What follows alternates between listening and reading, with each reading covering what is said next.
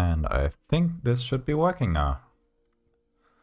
You might have noticed, new streaming setup, well, kinda new. New graphics and new... And I think this should be working now. I didn't mute the playback. Professional. And yeah, new microphone settings, which should now be compressing a bit better. So if I move away from the microphone, I'm not completely quiet. And we've got some people here after all this time. Not a man, I don't know. New here, welcome, welcome. Pebber, long time viewer, contributor, lurker on the InstantOS Discord. Suda-san Ready, also, I remember you from the last streams. Good to see you back. Yeah, good to be back. Omar El Khatib, Mr. Streamer Man, yes, indeed. Oh, we've got 2 Twitch viewers. That's interesting. Who's on Twitch?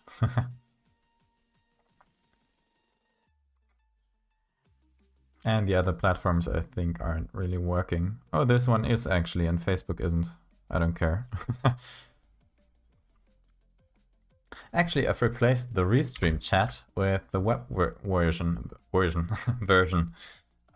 Sneaky how I am, because the Electron version is really shitty. I'd really like to theme this one day, because it doesn't really fit the InstantOS look. Also, these drop shadows are pretty ugly. Anyway, I started the stream too early to actually put anything onto the stream to do. I didn't have the time to do that yet. Oh, mirroring to Discord is also working, by the way. And since I've got such a small audience, I'm in the Stream Talk channel, and I trust you not to spam me with obnoxious sounds. So if you like to jump in there and ask me something, feel free.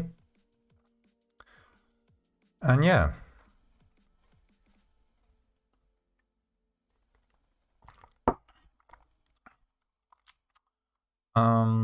I do have some things left on the... Wait a sec. Put that on the scratch pad.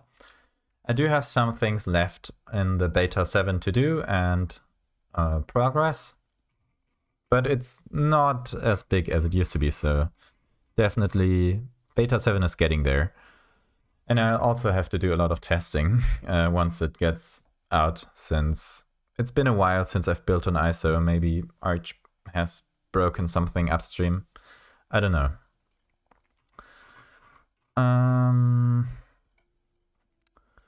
Yeah. I think the instant wallpaper new loading colors would be a simple one. Fix high DPI with new instant themes. I've rewritten instant themes, and actually I did all of that, or most of that, off stream. And it's working pretty good, pretty well now. With Immosit in the background.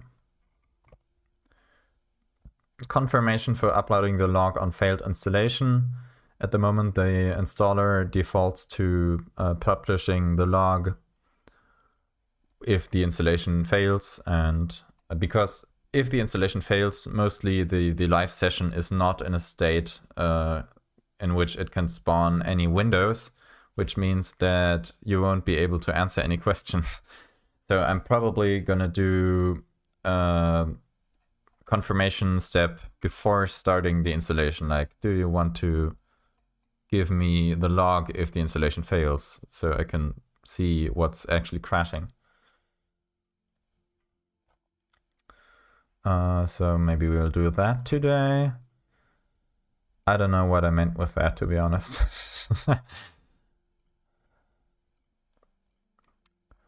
I don't know. Actually, is the desktop audio fine? I think it is. Yep. Default colors look really good. You mean on the Restream app, or on what exactly? By the way, Discord integration is working.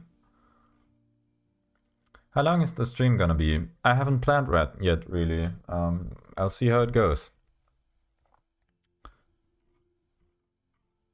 Yeah, what about the default colors? Discord image, yep.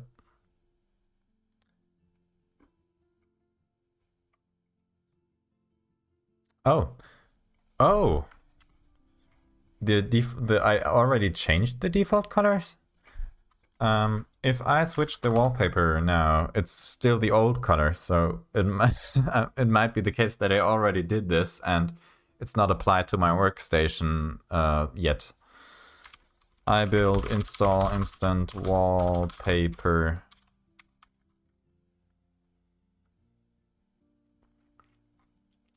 Yeah, I mean, this is how it's supposed to look, so if that's the case already, then I guess I can remove that item. I have it on mine. I made a PR to fix the wallpaper colored settings. Have I already merged that? Is the question. Right now you can change the background color to any color. It's all grayscaled. Huh. Oops.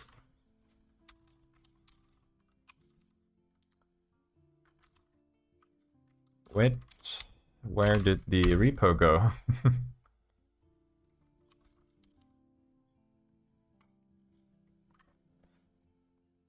Pull requests. There we go. Add logo blur option. Thingy not worky. Only making grayscale versions. The background of colored wallpapers are always grayscaled no matter what the color is set to as BG color. This pull request makes it so it actually displays the beautiful colors of this world. Huh.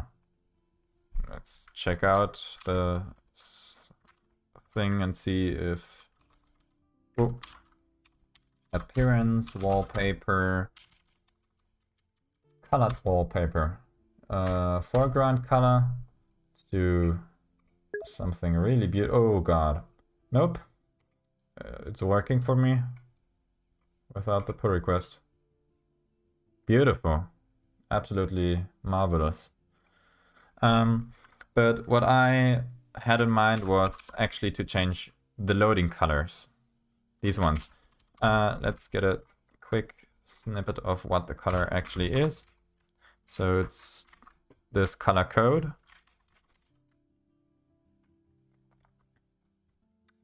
I don't know what the problem on your end might be. It works fine for me, and I'd prefer not to really mess with image magic or with the image magic commands.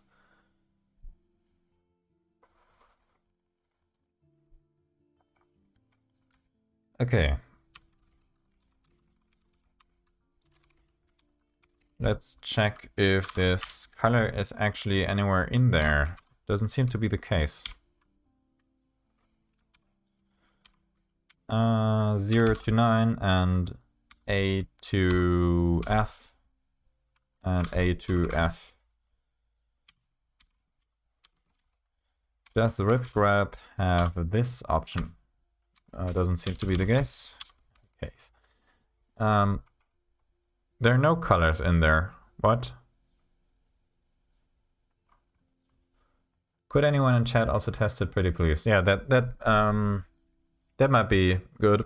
So if you're in chat and you're willing to help rebuild instant wallpaper from the GitHub or using iBuild, and then test out if the colored wallpaper option works, because it works on my end, and I think on every virtual machine that I've tested. Polly's here, hi. Also, really helpful person in chat during the last couple streams.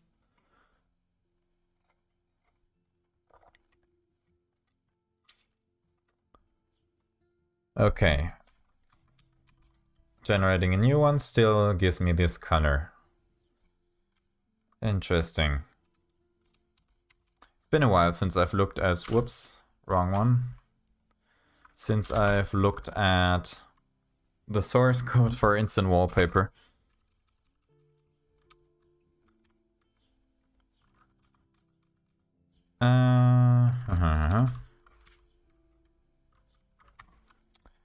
Okay.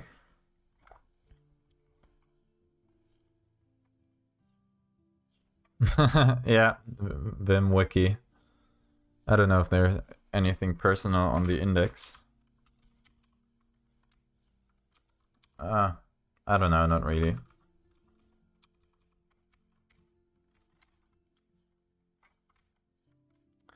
Okay. There it is. Glad you're back on YT. Oh, Konrad Rundfunk. Or Konrad Rundfunk. Still here. Nice. Okay, let's check out this stuff. If I GUI set custom logo offline fetch select restore color.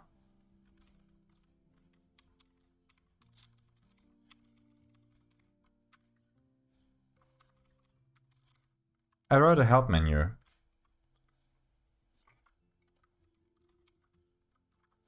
So go into instant assist and see which option actually gets invoked. Bing. Okay.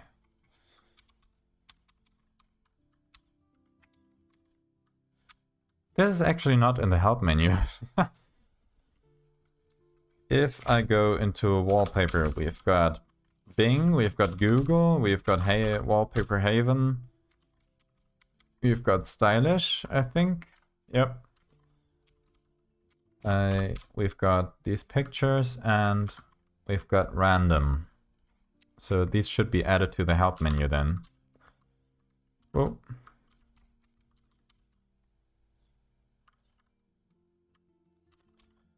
Bing, generate wallpaper from daily Bing photo. That Linux do Dominic Hayes and more. Oh, aren't you the dev for how's it called? The KDE like distro? Oh god. With the origami bird as the logo.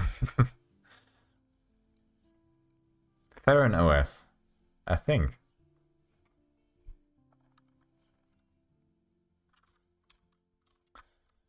Google generate random wallpaper from.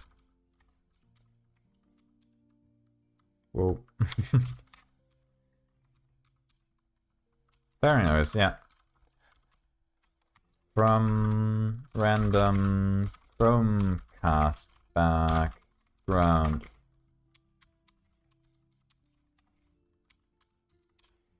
Then we've got Haven.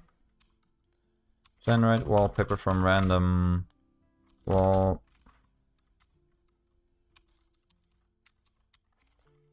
By the way, is the wallpaper Hippo. The Wallpaper Haven thing, I'm not sure if that's actually still running, or working rather. I'm really surprised that like none of the scrapers visibly broke over all this time, because I haven't updated any of them for years. Isn't a better option for usage to parse them manually from where you define the function to avoid that issue for updating the usages? Maybe. The thing is, Instant Wallpaper is a really simple app, so it might actually cause a lot more code to do it that way than just to write it out. Also, I'm not sure if such a system exists for Bash, to be honest. Like auto-generating. I've looked into Clap on Rust, which is really awesome. That one does auto-generate these help pages from the code that you use to actually set up the parser. So that's really cool. But I don't think this is really a thing on Bash.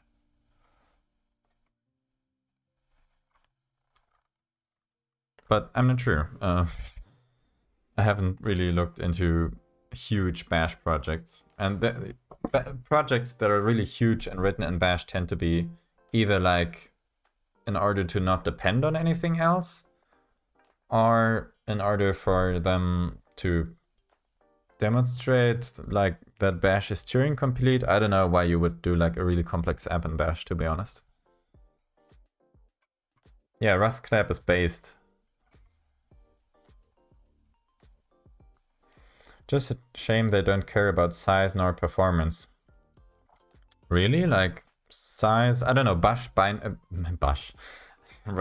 Rust and bash. Rust binaries aren't really that small, to be honest. I don't think it's due to clap, but I'm not sure. And as for performance, maybe that's an issue if you like write a loop that constantly uses a Rust program, but you shouldn't do that anyway. Like, spawning processes is expensive, so if the launch time for parsing the options you pass to it, then... Oh my god. Okay. I've never heard of column, but I write that down.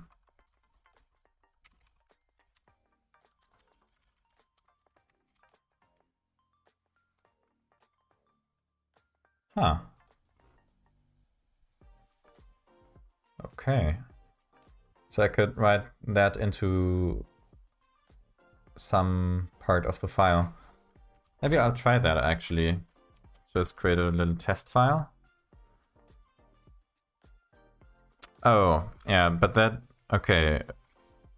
The 0 argument is the path of the bash file, so it should theoretically just do that if we substitute file with that. Alexandros Vangelatos. Hello, Paper Benny. Hey. You're new. Welcome.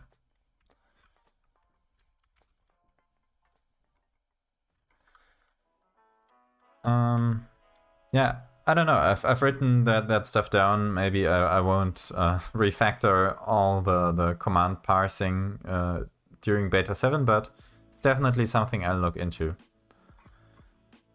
Adding features and features, the new ways should add the parse auto text. It's really bloated and they don't know it and even embrace it. Huh.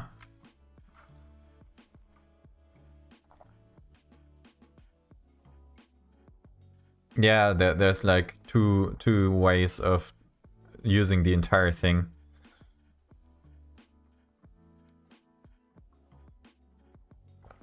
But yeah, I don't use it for anything too complex, so I don't really care. And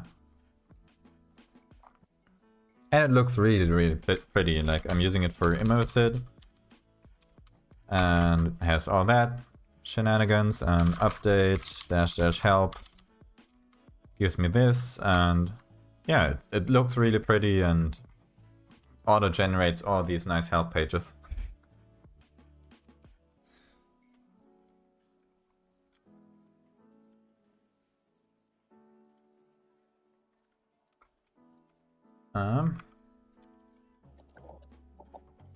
Oh, hey, there's someone in the Discord. Yep.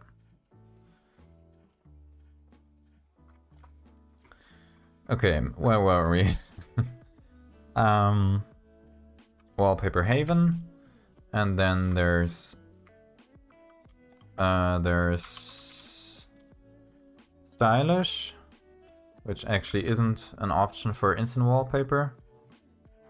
I'm hacking this stream as we speak. Give me 4,000 Bitcoin right now, my broda. Yeah. Are you hacking my mainframe? I'm sending a bunch of gigabytes of RAM of packages into your terminal. Oh god. So it's like gonna explode from all the downloaded RAM. And cause a cyber explosion. Okay. Nice. Okay. Instant wallpaper VK. Okay, so if I do Bing.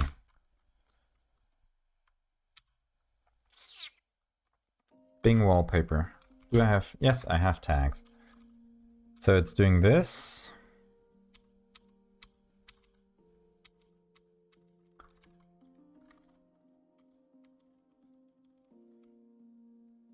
Generate wallpaper. Get instant theme. Oh, okay. Yeah, it's generating the default wallpaper. Which is... Ah, there we go. Instant foreground. Where's this defined? Don't tell me I... No. Where did I where did I define that?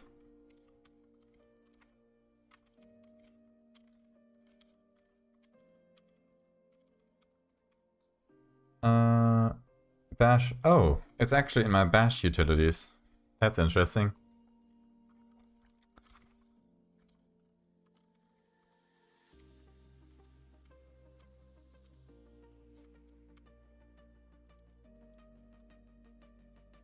Instant OS themes dot theme. Okay, I've moved away from the... Sorry? You cut out, or... Oh. Where's the chat gone? Nice hippos in the wallpaper. Yeah, it's randomly generated from, I think, Wallpaper Haven. Where did the chat go? There it is.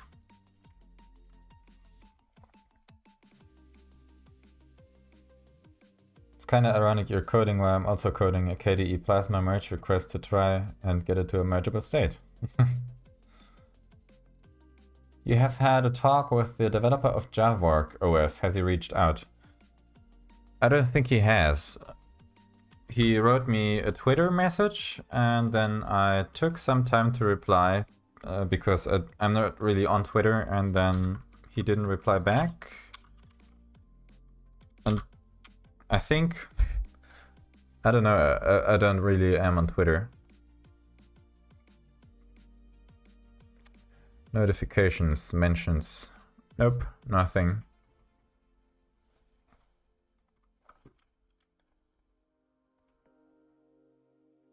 Okay.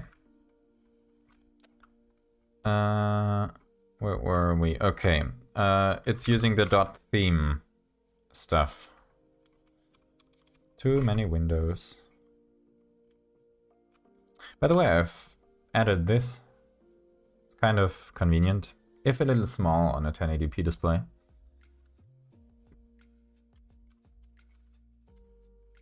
There we go. So this is parsing the Instant OS themes.theme stuff. Oh.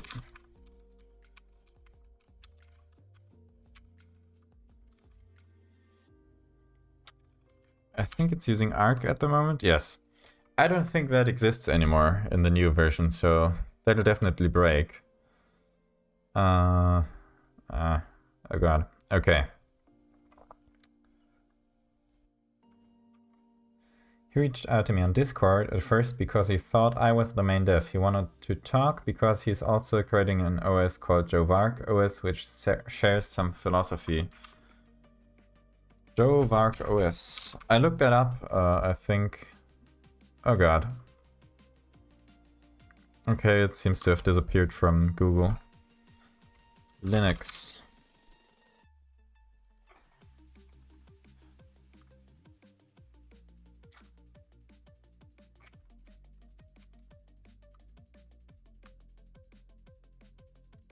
Wasn't it Javawork OS? There we go, on SourceForge. Why is it using SourceForge? Files. Any source code? Okay, here's an ISO. GitHub. Oh, there it is. GitHub.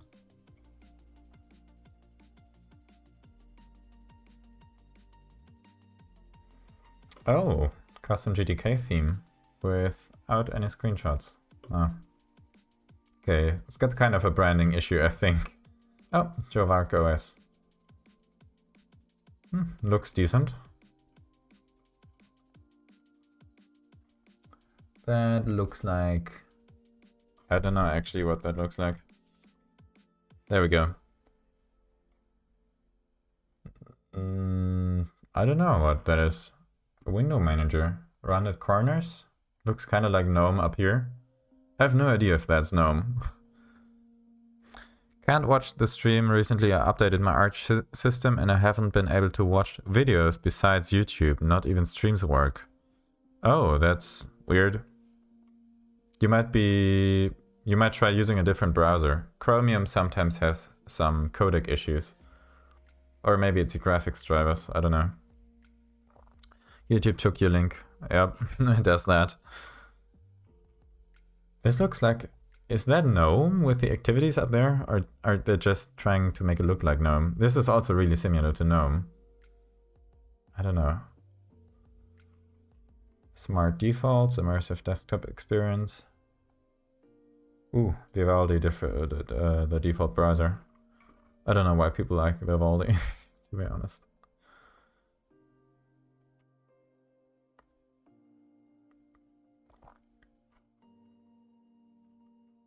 The website looks decent. About. Yeah, this is GNOME. Oh god. But it looks decent. Like, I think it's GNOME without... No, it definitely has title bars. Like a custom version of GNOME. Download. Oh, pay what you want. This is really like kind of professional with these columns. Yeah, I'm still open for conversation. If... Oh god. Don't tell me Farron OS is using Vivaldi as a default browser.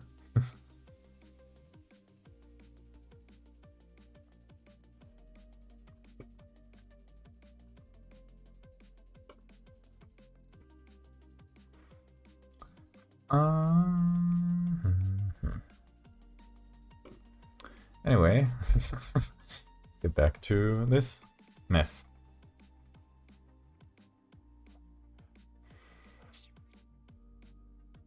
Farron OS does have web browser manager, to be fair, if you don't like Vivaldi.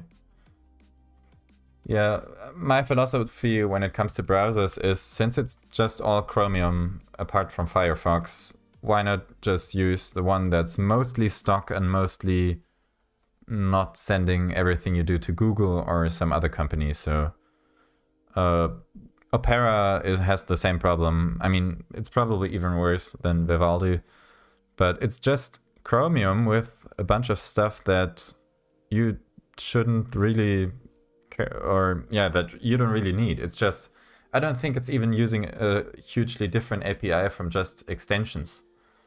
Like, why not? Yeah, I don't know. I'm using Brave at the moment. The crypto stuff is annoying, but what I care about is just Chromium, with DRM working, with videos working, with a good ad blocker, because I don't know how much longer uBlock Origin is gonna keep working on Chrome.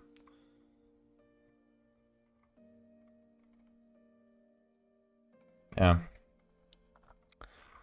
Oh yeah, right. Joe Vark OS's team is made up of only teens, and they want to keep it. They want to keep it made from young people. I mean, they're going to have to abandon that in a few years. That's not a very long-term solution. Also, I think if it's just teens, I'm already out.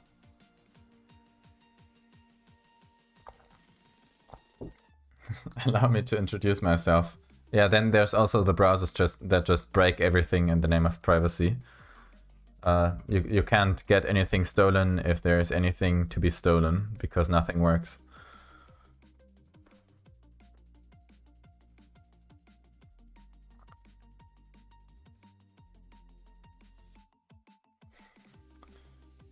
How am I going to solve this? I actually use a lot of Vivaldi's feature set, and their defense, almost all of it isn't any pointless gimmicks like the usual for browser gimmicks. Okay. I don't know, I don't use anything special built into my browser. I mean, the password and username synchronization and the web browsing. That's like basically it. Everything else is done inside the website. I don't need the browser to do that. But to each his own or her own. Hey mate, what you're doing today? Getting sidetracked by chat and also fixing up the wallpaper theming stuff.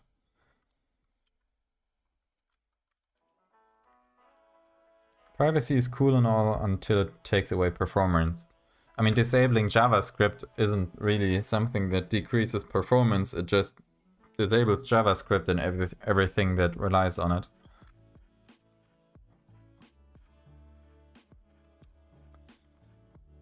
Okay, so I'll jump into the themes project and look if I removed that option, which wouldn't be too great. I think I did, yeah. Okay.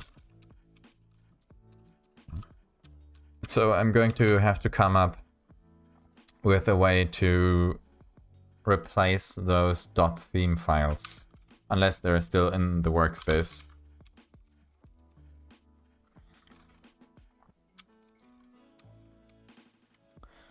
And it doesn't look like they... Oh, they are.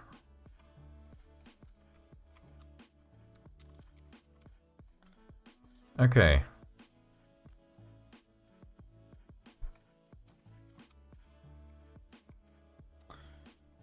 .theme. Sweet NeoVim setup, thanks. I've been using that for a long time now. And it served me well, so I haven't really changed anything major in forever. Which is like the point that you maybe should get to with Vim, like you're not going to rewrite it forever all the time. So yeah, I'm happy with NeoVim. Let's check if there are any... I don't know why I'm doing the -i. Okay, this has .theme in it, and actually it can be deleted. This is deprecated.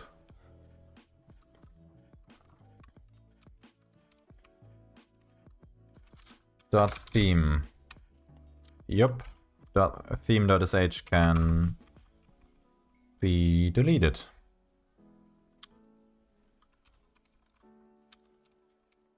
Theme.sh. It's already commented out. Nothing left. .theme.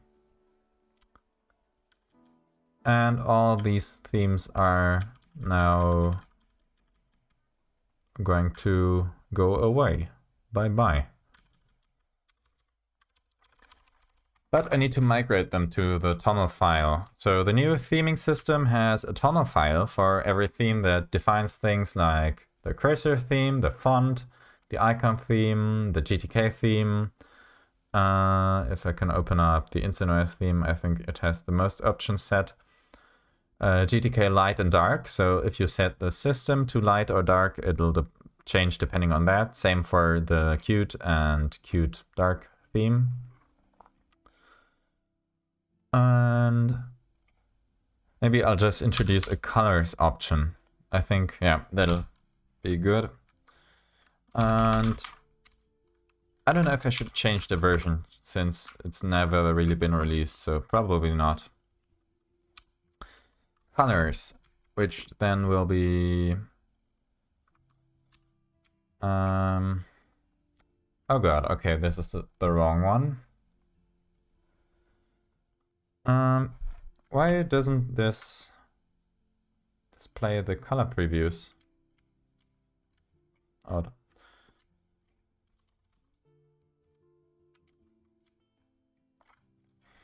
Colors, and we'll do background. Oop, background. Foreground equals stuff equals stuff. Now let's work out what this stuff is.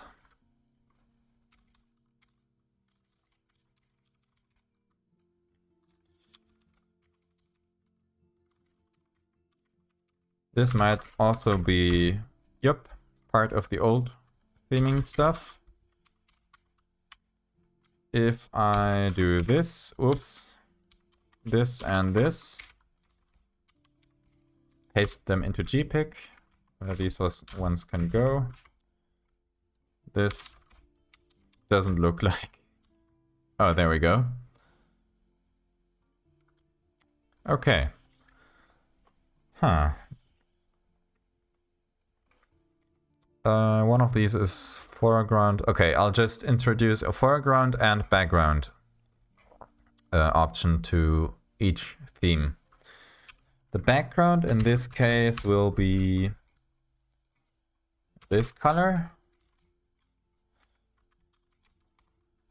And the foreground will be this one.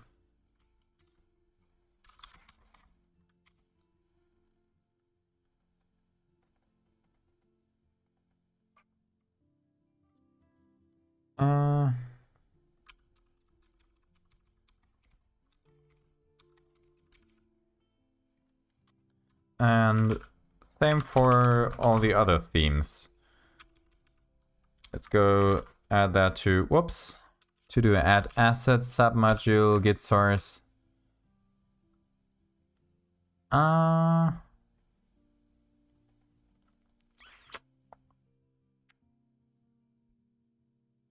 Materiacular. Oh yeah. How do comments work on Tomo? Nope. There we go. Wait, what? Did we just add that or did... Okay, we added that. Dracula theme. I think it's got this purple color.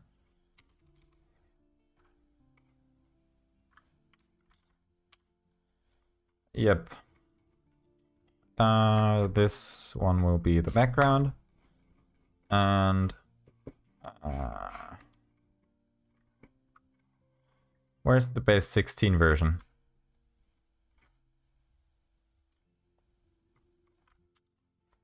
This is too dark. Dracula theme base 16. Please. Ah, whoops. Turns out that color isn't the foreground color.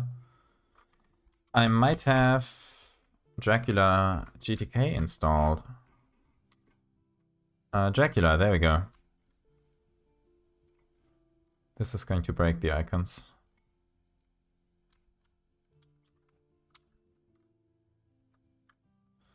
Okay. Wow, did I make this theme? I don't think this is anything official. And Dracula theme git. There it is.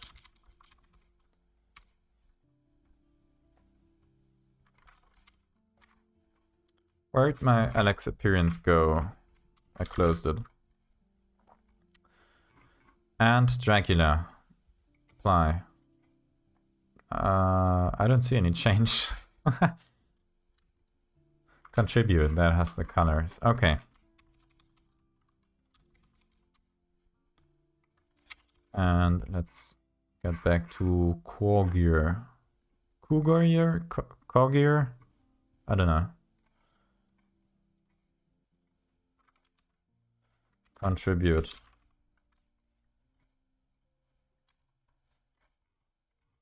There we go. Yeah. Background. Ah, there we go. Yeah, perfect. Background and foreground is just white.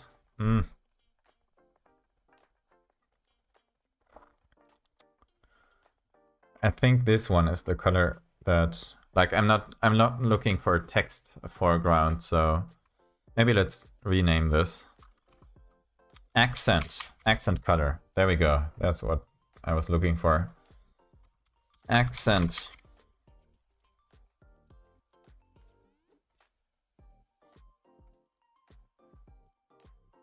Okay. I always take orange as foreground. In Dracula, this one. Okay. Yeah, I don't know. It seems like they're using the pink color as foreground. Like all this GUI elements, the links, this one. I think like this is the official one, so I'm going to stick with that.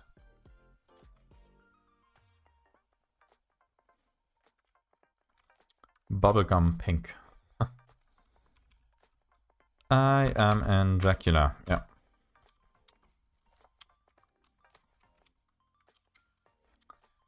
And this one will be the background.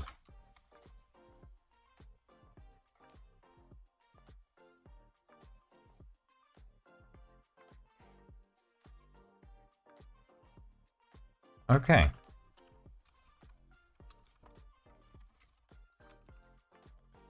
And so far, I don't think Instant Themes provides a way to install themes outside of the AUR, which is why I added this here. Instant OS already has this.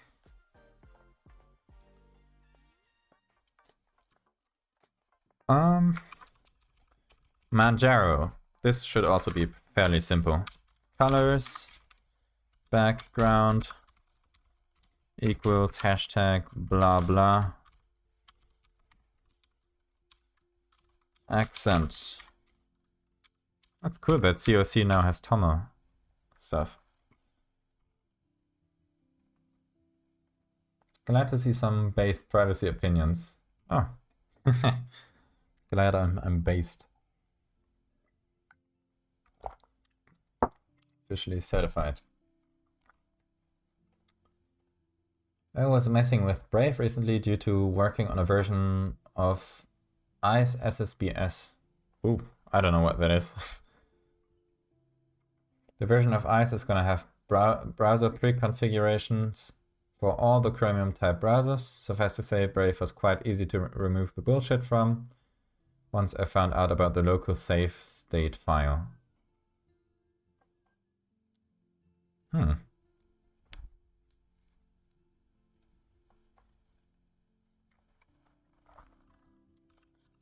Okay, so now it has these accent stuff, colors, and then where's the help menu in instant themes.sh? Okay, there's still some to do left, actually. And oh, there's the help menu. I think I'll do a query command, which lets you put a query through the currently selected Tomo file. So query, actually let's put that onto the roadmap. Instant themes query command. JQ query, run JQ query on current theme.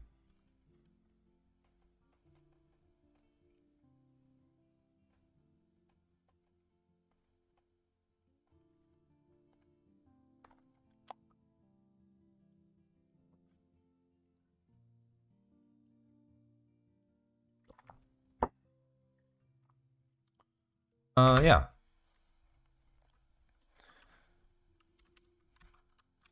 Run JQ query command on current theme. Actually, what was the other two called that I'm using to parse the Tomo files? It wasn't called Tomo? Yomo. Oh, okay. Ah, utils.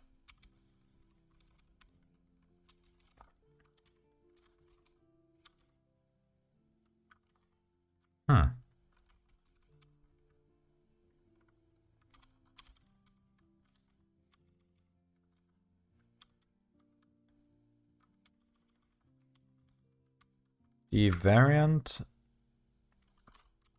which then uses the function D, which then uses Dazel. Yeah, Dazel. Okay, so it's a Dazel query.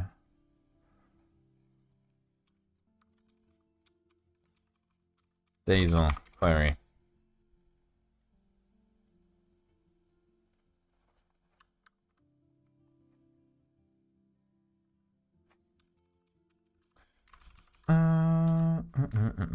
A warning here from COC. I don't care.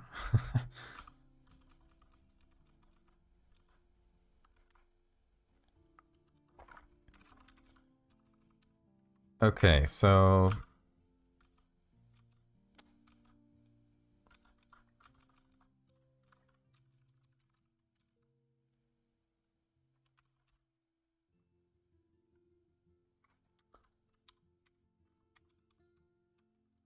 query, and I just messed that up. Query.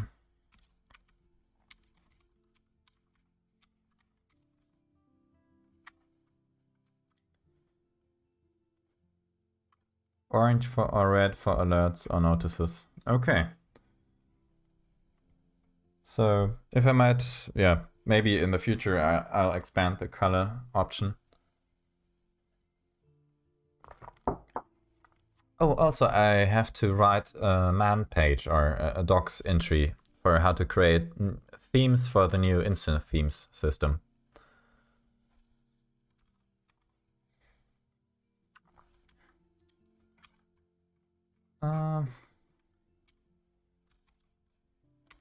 D default, D variant, D default.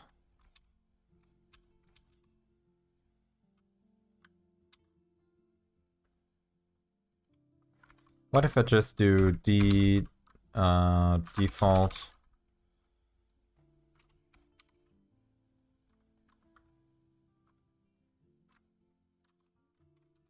one and two shift one.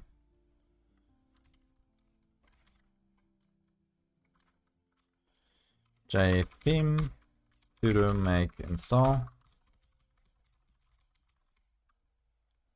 instant themes query. Oh, I need to use the this is not going to work, but I'm gonna try it anyway.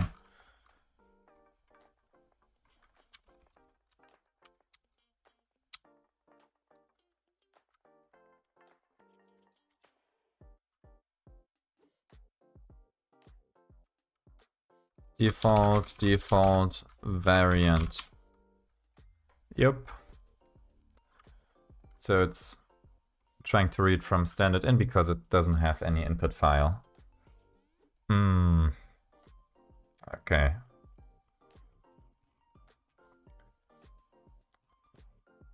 If I apply a theme, get theme. This is not what I was looking for. Apply theme. So at some point it saves it, I think. Yep. Iconf. Instant theme is this.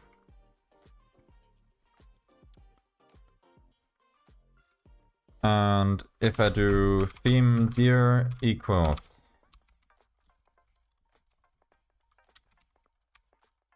echo theme dir ls theme dir. Oh, okay. This is good. D is Dazel file, so I'll set Dazel file.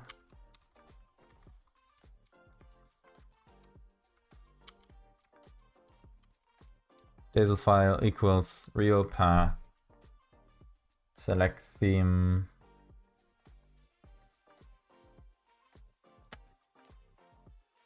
Okay, that sounds good.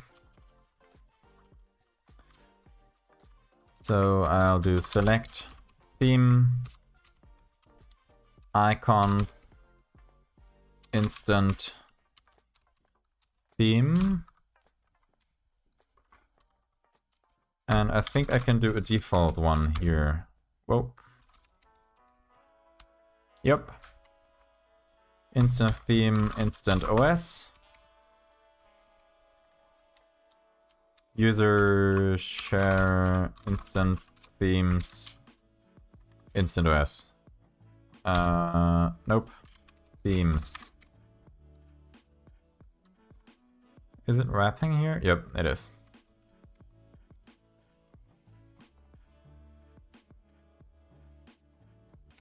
Dunst colors. What about the Dunst colors?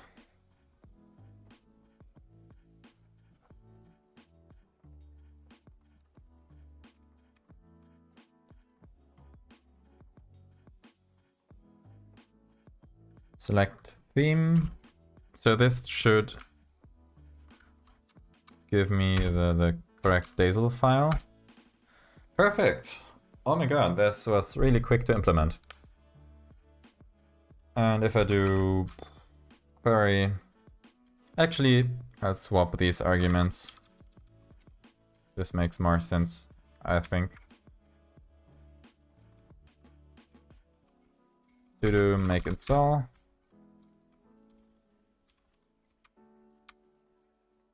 Whoa.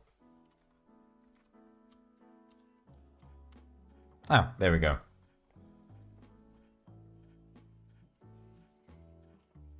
Okay, the Dazel error messages aren't really that useful.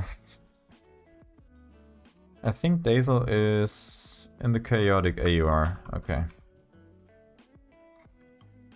Dunst colors, they should be themable. That's a cool thing about the new instant theme system. Each theme contains this subfolder called .files, which is just an Immosit directory. So you can put any .files you want into there, and then it'll just apply them using Immosit if you apply the theme. So if you're familiar with Immosit, or maybe not, then Immosit parses all comments that begin with ... And then here, this first one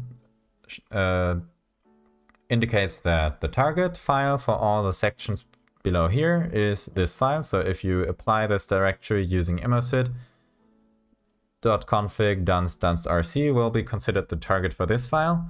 And then it'll go through all the sections, which in this case is just the theme section, and apply this section to the file. So if your current .file has a theme section in it, then its contents will be replaced with this. And as you can also see, each section contains a hash. This hash is of the section, of the content of the section. So it's a unique number corresponding to the content of the section. If you change anything in this section, then this number will no longer be valid, and Immosit notices that you have modified the file, which means that you made a manual edit, which you probably don't want overwritten by your theme.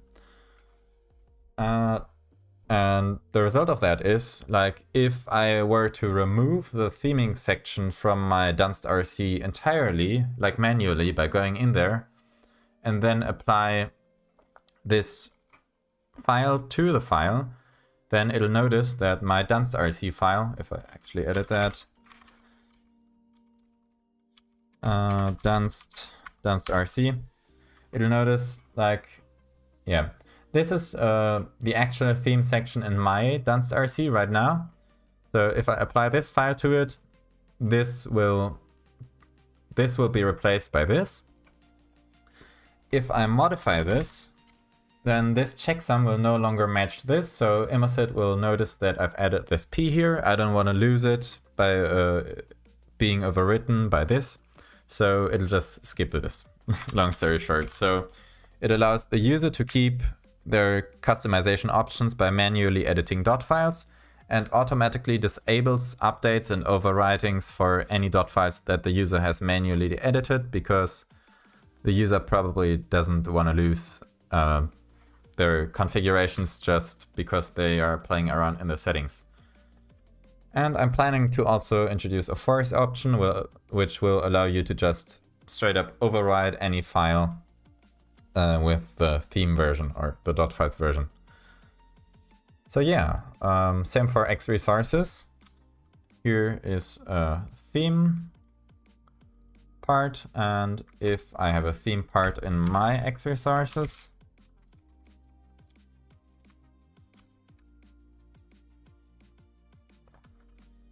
then you can see I have this main section, but I don't actually, yeah, it's called main in both of them. So if I apply this file, then it'll look at this comment. It'll see, okay, this file is an update file for the global X resources file. And then it'll look at this first section. Okay, this section is valid, so I'm going to use it as a section to update. It'll go through the file that it should be applied to, goes through this section. Okay, this matches this number up here, so it's unmodified. The user doesn't have any customizations that they would lose by the update being applied, and it'll just copy all this over here and replace this. And if I were to go in and do this, then I have this new very important content, which means Immosit now knows that I have written something down here that I don't want to be overwritten by the system. And then it'll just skip the X resources file. I can also check this. Well, Immosit status.x resources. Actually, I forgot the option. Check or info. Check X resources. Okay. I cannot use my own program. There we go. Info. What?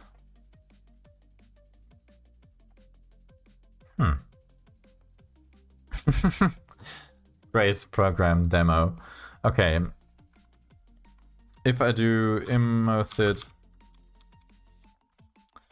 Okay, this might be a feature that I have to add. An info. Oh, info.x resources. There we go. Okay, I just mistyped it. Okay. If I do Immosit info.x resources, I can see that it has one section, which is from line 2 to 49, called main, and it's modified because I added this in here, which means that any updates to the sections will be skipped. If I remove that again, I think, yeah, if I remove that again, then it'll see this is still in its stock state. So, yeah, it'll show okay. So any updates that contain updates to X resources will get applied using Immosit. And the same goes for all stock.files for InstantOS. So any .files you don't modify will get updates. Any .files you modify or any sections in .files you modify will not get overwritten by InstantOS. Same for if you were to remove this marker. Now it can't check anymore if you have modified the file or if it's still in its stock state. So it'll default to not overriding anything, because if this marker is missing, chances are you did that as the user and don't want anything to happen to this file. But if you don't even know about like a certain .file, you're not going to be upset about it being updated. And I think I'll do, yeah, this was kind of a messy introduction to Immosit, but I think like the idea behind it really has potential, and I'll see how it gets, how it works out for InstantOS.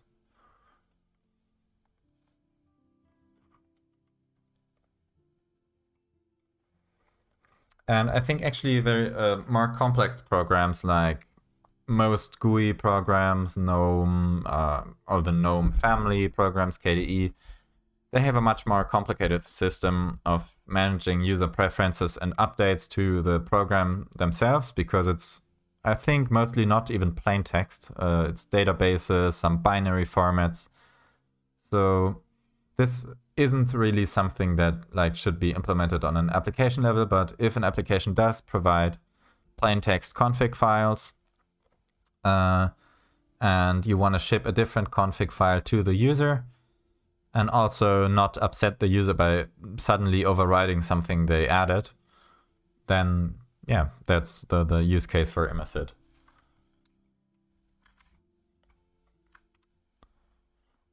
Okay. I think I closed the query terminal, didn't I? Yep, I think I did. So many terminals.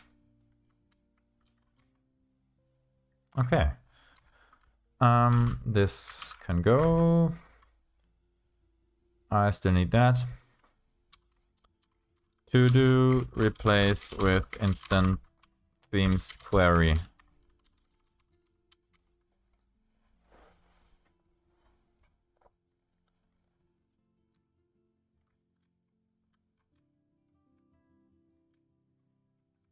I think we can actually just archive that already.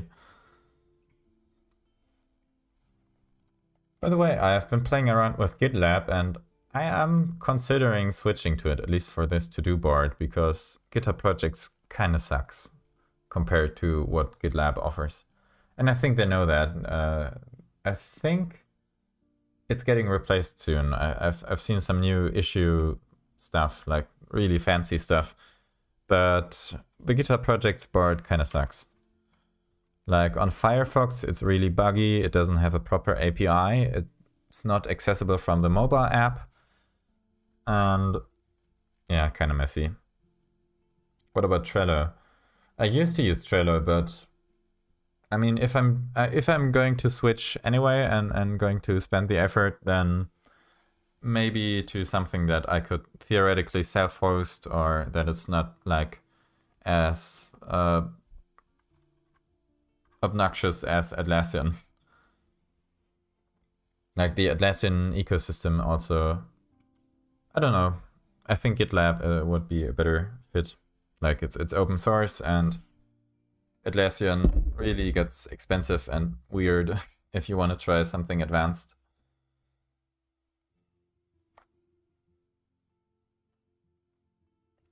Fabricator also used to be a really interesting option, and unfortunately the project got abandoned, and Blender is still using it, and I don't know how they're going to migrate, because like it's been half a year since it's been abandoned and Blender developers still runs on Fabricator. Anyway, instant foreground. If I do instant wallpaper query colors dot background. Whoa, not instant wallpaper. Oh, perfect. Okay, this is workable. Definitely.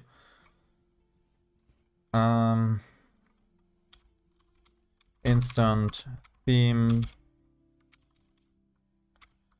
query colors dot background accent. I know this is now mislabeled, but in case some older functions are still using that. And colors.background.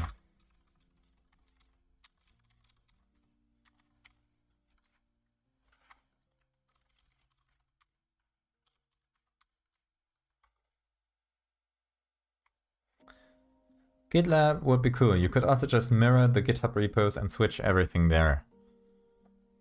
I mean, yeah, I think I'm already mirroring a bunch of stuff to a bunch of places in case GitHub goes down, whatever. I mean, why not just yeah, host all your repos on all the platforms. But in terms of development, the thing is, the most contributors are on GitHub, and I think most people are familiar with GitHub, so there might be a hit in contributor participation. I feel like GitHub would be a worse, GitLab would be a worse solution, at least from an interface perspective, I think. I don't know. Maybe it's so loaded with JS and performance is really poor, at least on my system. I have never really used like GitLab a lot. I've looked into it recently and I have a pretty good PC, so maybe that's why these issues don't really... If it has bad performance and like on my laptop, I haven't tried it on my laptop yet, but if it like is much worse on laptop, then I probably won't switch. Doesn't it also mirror pull requests? I haven't set it up in such a way that it does. If it does, then like if I open a pull request on GitLab and it'll appear on GitHub and vice versa, that would be, I think, ideal, because then people would just be able to choose. It would get dicey with features that are exclusive to either platform, though. But like, are you able to add issues to... I don't know. Like GitLab gives you the ability to create issues from these column UIs. And I think that's really cool, because with this, I've seen people just add something down here and like comment. I think this is shitty. Please don't. And then I just, yeah. There's no like built-in comment UI or threading UI in this board. I'll have to use issues and then link them here. And that's not great.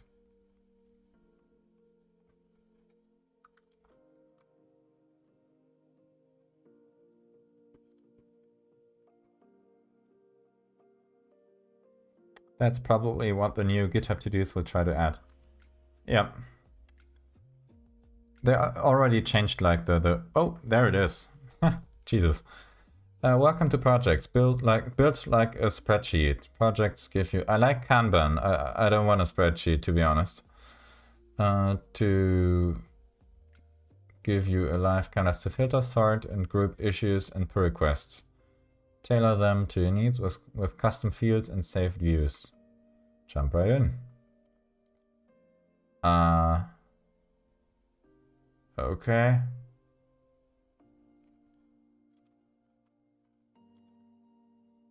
Oh, I'm back here. Oh, new project. Kanban star, so they're abandoning or probably soon deprecating the Kanban star stuff. Okay, and we've got Excel.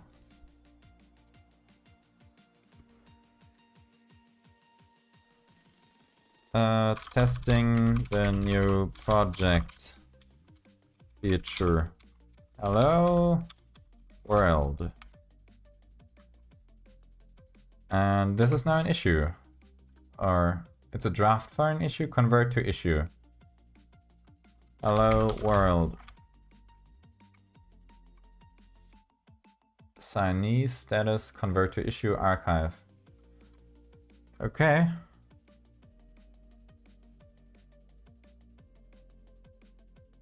Ooh, I can drag it around.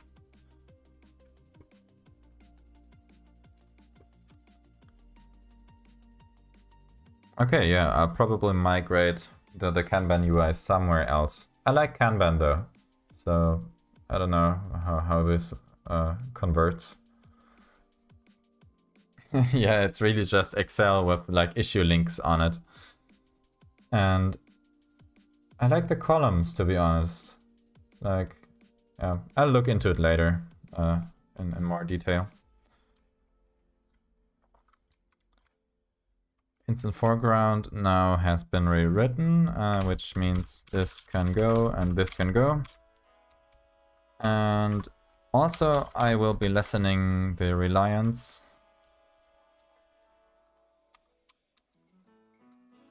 on the bash scripts. colors Excel and background colors.background. And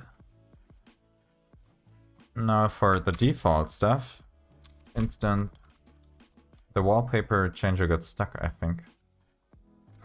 Still got this. Oh, okay. Ah, back to the hippos. Query default variant.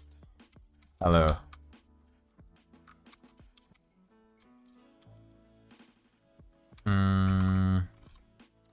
If we pipe that into a file. Okay, so this is standard error, which is not really useful in this case. And fortunately isn't needed. So the default for this will be the Instant OS accent, and the default background will be this.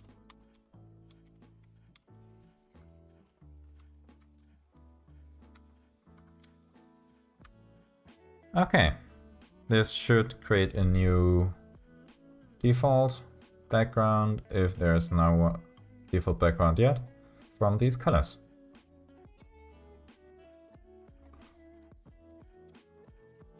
Okay.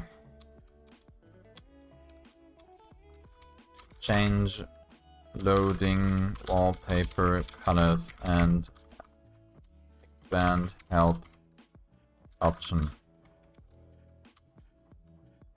Whoa.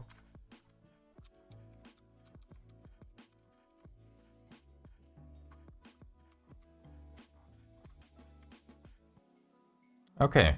By the way, are you able to hear me typing, or is the noise cancelling working? I haven't checked yet. And I have a new audio settings set up for OBS.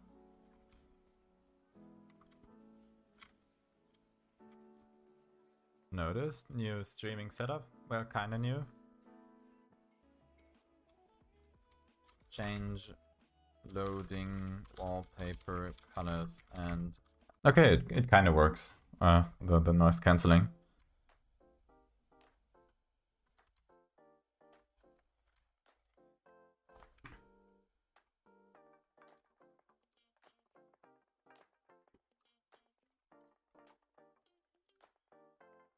Alrighty.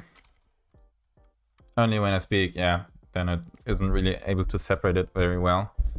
Because my keyboard is very loud and my mic is very close to the keyboard.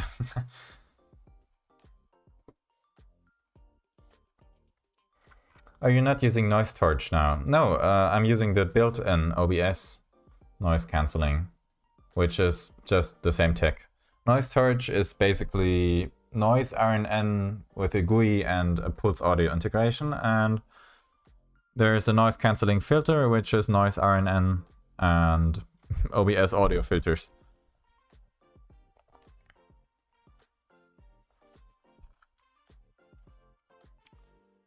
Okay.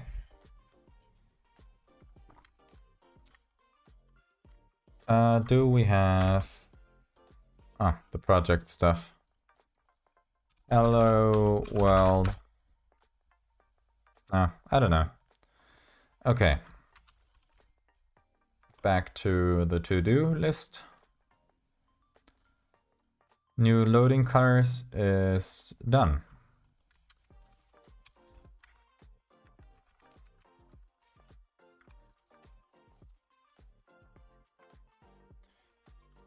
Fair default overlay arc. What if I just straight up remove everything here?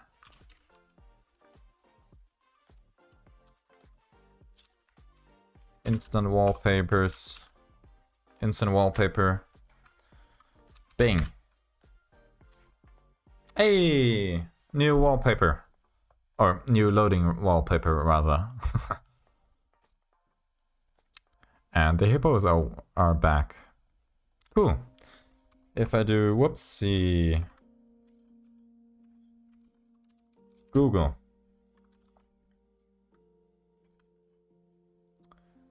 I really thought noise torch was something revolutionary. Well, it kind of is. Like, noise torch is just a front end for RN noise, which is a neural net, which is basically open source. NVIDIA, I don't know what they're calling it, NVIDIA broadcast. So RN noise is, yeah, just a neural net that you can feed audio into, and it spits it out the other end as audio with less noise. And it's not like, yeah, it's just a neural net on its own, so you can write a lot of wrappers around it. And it's basically a way to add really good noise cancelling to any application that does any audio processing. Which is, yeah, I think really cool. Like, even cooler than if just the noise cancelling was hard-coded into noise torch. Because that way it would only work like for your microphone on Pulse Audio. And this way you could theoretically do an Audacity plugin for it. Which I have no idea why. I have no idea why that no one has done that yet. Like, I think it would be really cool to just have an Audacity plugin for Noise Torch, which you could select a bunch of audio in Audacity, press the plugin button, and then it would just feed the audio through RN Noise and replace the audio in Audacity with the output of RN Noise. Because right now it has some noise gates and some algorithms, but they're just not nearly as good as Noise Torch. And yeah, like, ironically, the real-time audio processing is better than what we can do in post-processing right now on Linux. Guess what's getting Proton EAC support finally? I think I've read it's what's it called? The Respawn, the game that killed Titanfall. Yeah, it's Apex Legends. I like Titanfall, so I don't know. Oh.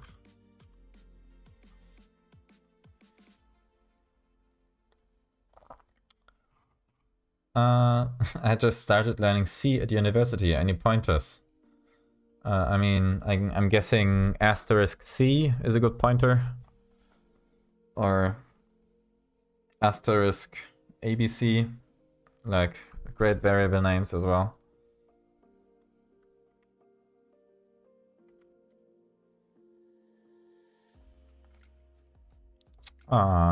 Looks like it's kind of been abandoned. That's a shame. I mean, it is a neural net, so you can't really make iterative changes to it, but still. Okay.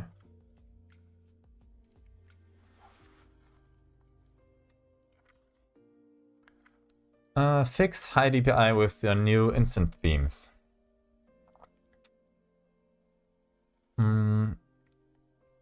Okay, what I need to do in order for that to work is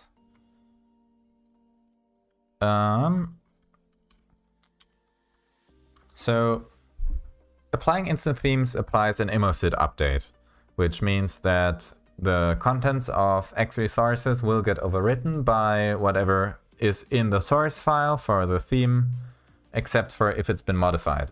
The problem is that high DPI is technically a modification to X resources. So it'll just straight up stop the theme from getting applied. So what I need to do is first compile the X resources so that Immosit thinks it's unmodified, so it gets overwritten, and then reapply the high DPI edit. And that way we get to have the new theme and both of both of the features, like the new theme and the high DPI. I think that's the way I'm going to do it. Which means that after applying high DPI, okay, after if it's already unmodified, then applying the high DPI means that the edit gets made and then it gets compiled again, so Immosit sees it as unmodified. Yeah, I think I'm gonna do that. And I don't know if that's already being done, to be honest. Instant themes. DPI. Okay, that's not great.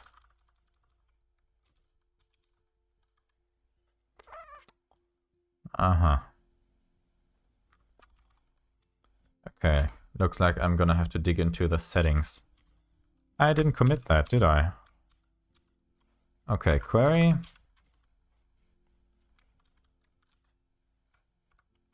Then add the colors, add query.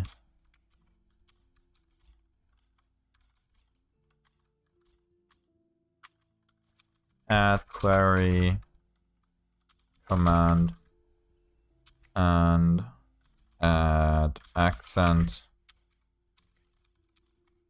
/bg colors.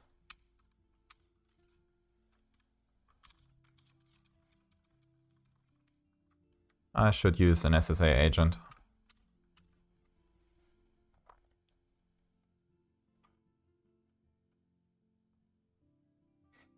We started learning C at school. After the first test, the teacher told me and my friend after seeing a code not to put anything extra in there because he won't get it. To be honest, it is really easy to write code in C++ that just takes hours to understand. Like if you're pointing to pointers and then dereferencing something with like brackets that are or parentheses that are spread out, and there's like really fancy ways to also do arithmetic with pointers, like not pointer arithmetic, but rather just multiplying by shifting values around bitwise. And please don't do any of that. I mean, yeah, we know you're smart enough, but please don't. But also, school teachers in computer science are often pretty surprisingly incompetent. So I don't know what level we're talking here.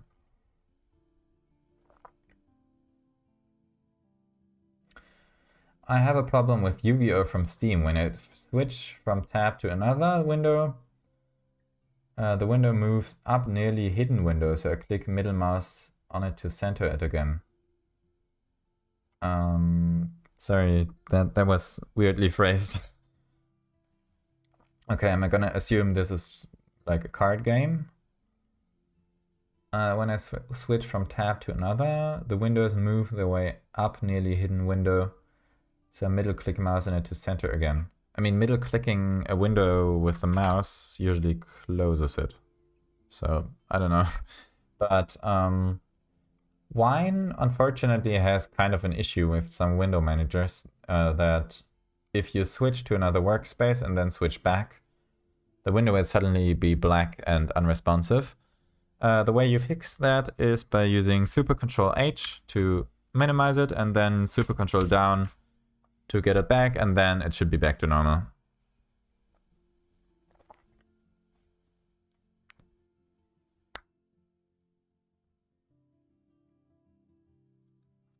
Oop.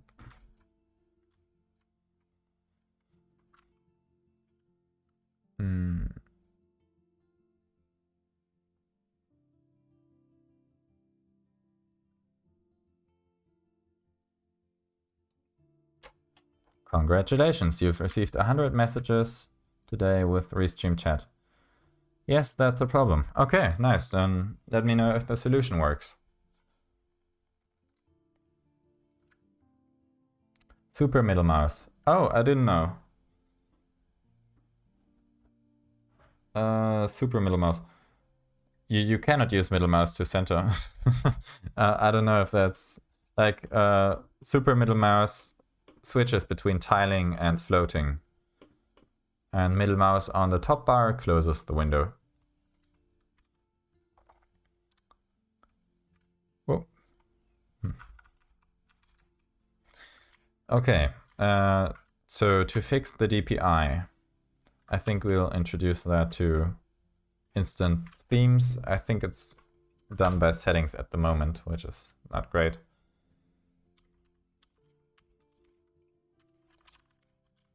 Whoops, I already have a Vim session in the settings. This is not it. This is also not it.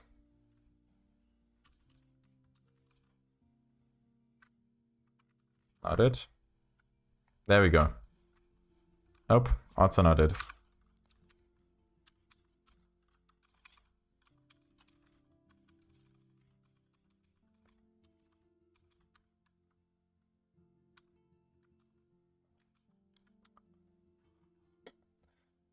Some game glitches out, even in full screen go out of frame sometimes, so a middle click makes them windows and that fixes it as the window manager gets woken up again.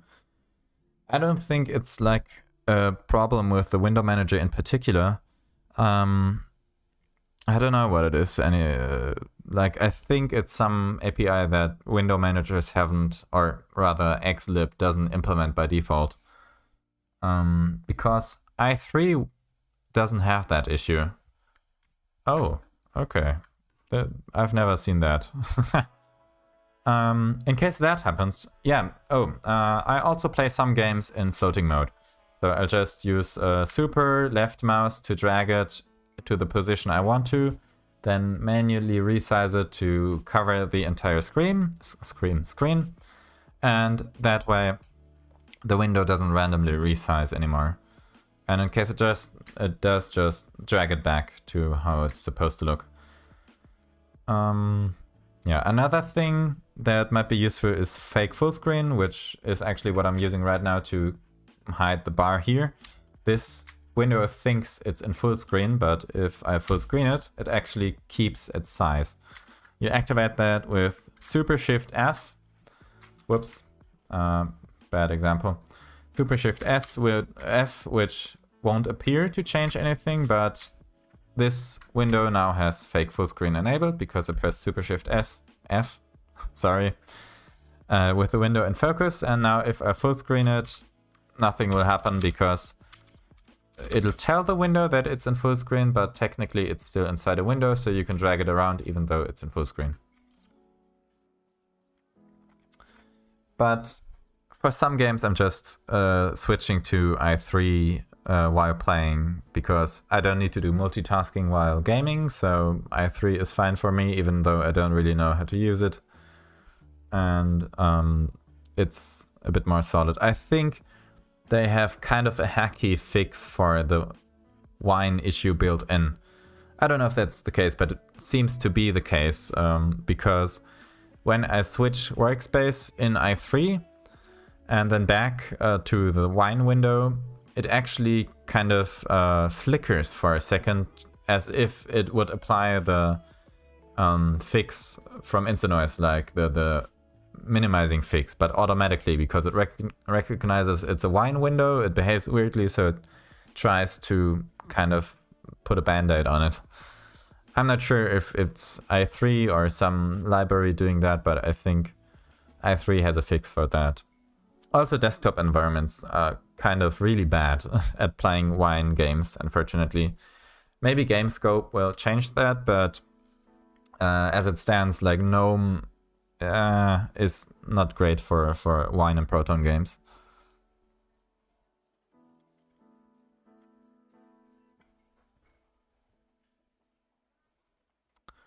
Okay, fix HiDBR with themes. Still on that.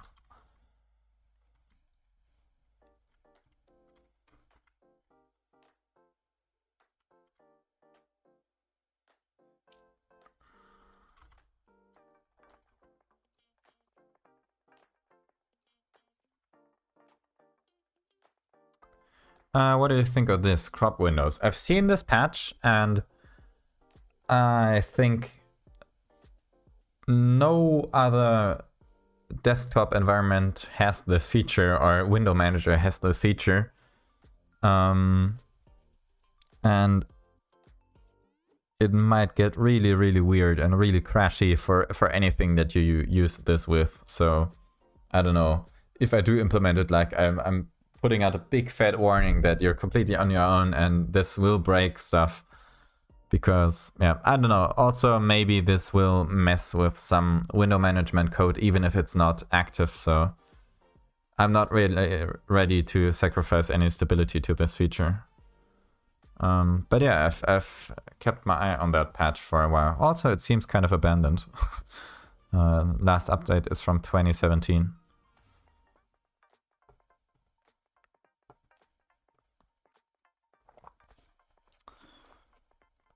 Okay.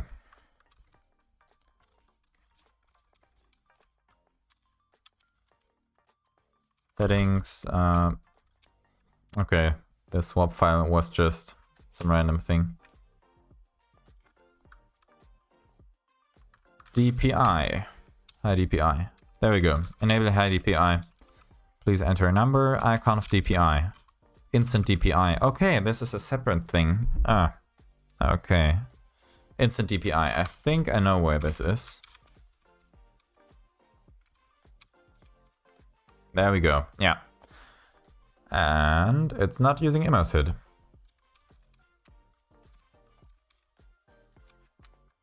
Okay. If I modify X resources so that it shows as modified, I modified this. It's modified and it doesn't actually impact the exit status. So maybe I should make it exit with 1 if it's modified.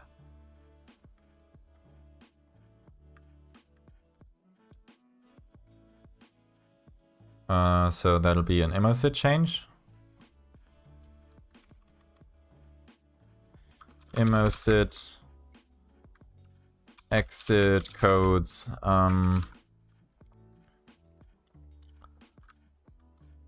Add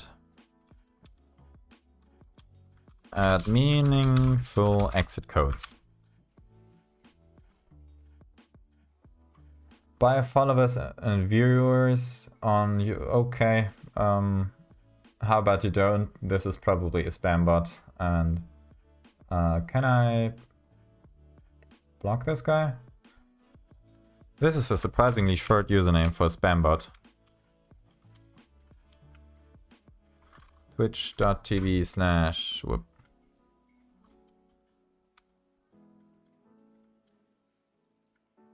Hopefully nothing NSFW. Nope. 1 follower. Okay, you're getting reported.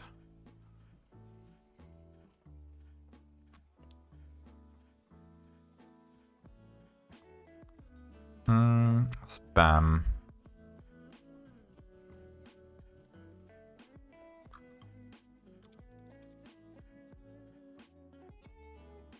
Okay. Oh. Oh, okay. Love it when websites just play audio. Did I... Oh, there's the restream chat. Back into... Very cool. How far away are you from coming out of beta and going full release? I'd say I'm getting closer. I mean, as you can see, this is not that big anymore. And this is quite big, I'm not gonna lie. But it's also not that, it's not a lot of huge stuff. Like the hardest stuff to get out of beta is done, I think, now. Actually, that's a lie. Instant status, which will be a Rust status bar, will still take some work. But maybe I'll move that to after release. But yeah, beta 7 is coming along nicely and getting quite stable. So I don't know, getting closer definitely. So project is still alive and kicking and definitely getting a release. I have no plans of stopping development anytime soon.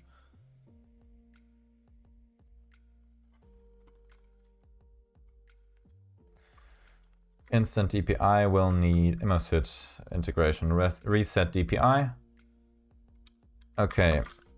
If Immosit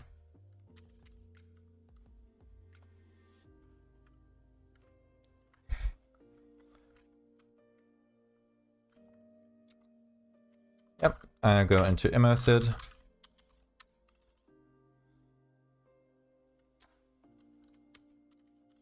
Also, I'm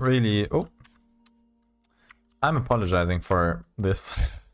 I haven't looked into like properly organizing Rust projects since Immosit is pretty small. I've just left it as this one big Rust file.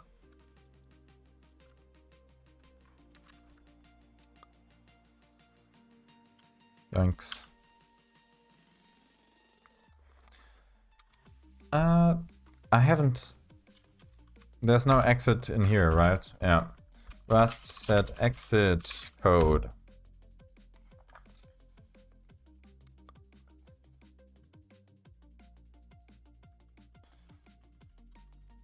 Main result, standard error. Okay, I'm guessing this... Huh. On Unix platform, or unlikely all bits of exit will be visible. Exit.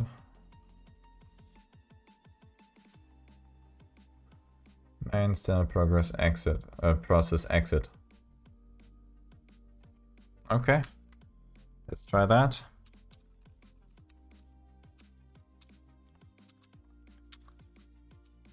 Oh god, okay, modified red bold. I think that's that. If I modified info, okay, there we go. Info, meta file hash, unmodified green, file not found.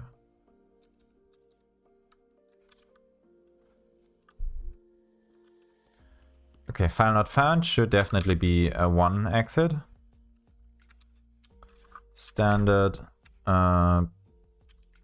process exit 1. And then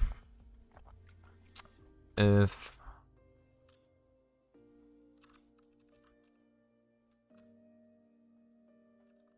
meta file, if there's a meta file, if there's not a meta file,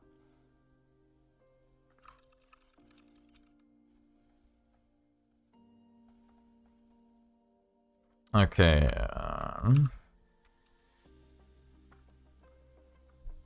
modified, if meta file dot modified, add string modified.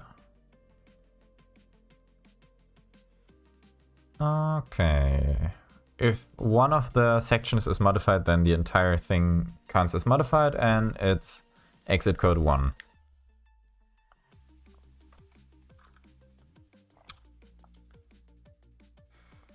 Which means if I modified info special file, does special file have a modified property?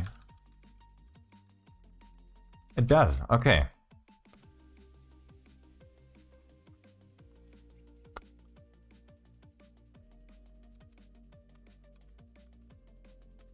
If info file dot modified standard process exit 1.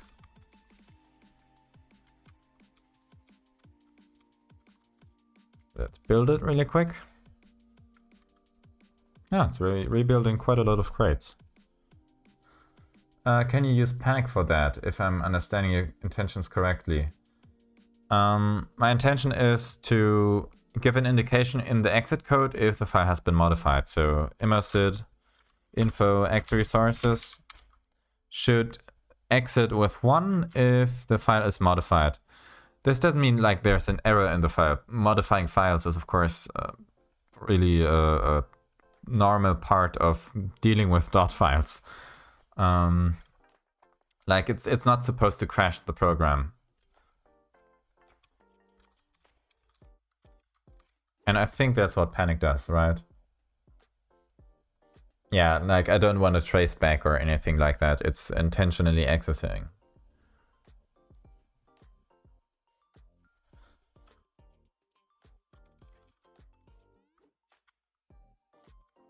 Target. Debug. Nope. Nope, nope, nope. Debug, Immosit. Return codes actually being useful, that's a rare side. I mean, small command line utilities do stuff with exit code all the time, like set, grep, counting, all that stuff is like, yeah, all the shell scripting utilities.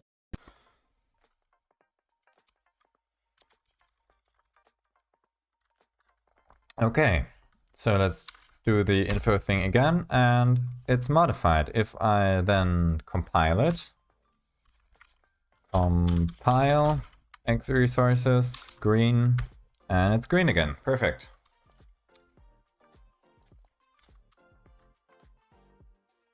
Add exit with 1 if file is modified. We could also just grep for modified, but I think this is more elegant.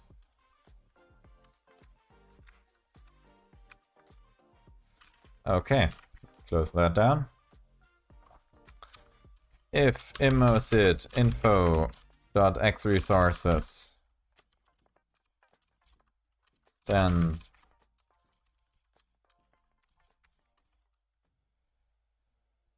what am I doing?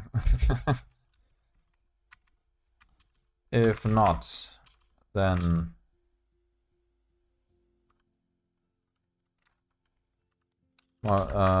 x modified equals true. If it's not been x modified. Oh, no. X unmodified. Let's do it this way.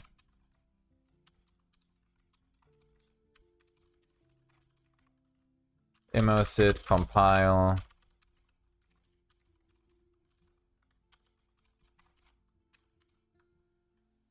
There we go. Have you heard of the TLDR command line tool? Too long didn't read. Sounds like a man page too. By the way, I added this in beta 7. So if you enter a command that isn't installed on your system, sorry, then it'll just show you the command you need to enter to install it. And check this out. It takes 0.03 seconds. Ubuntu takes like 4 seconds to do this. And yeah, it's pretty fast. I'm pretty happy with how it turned out.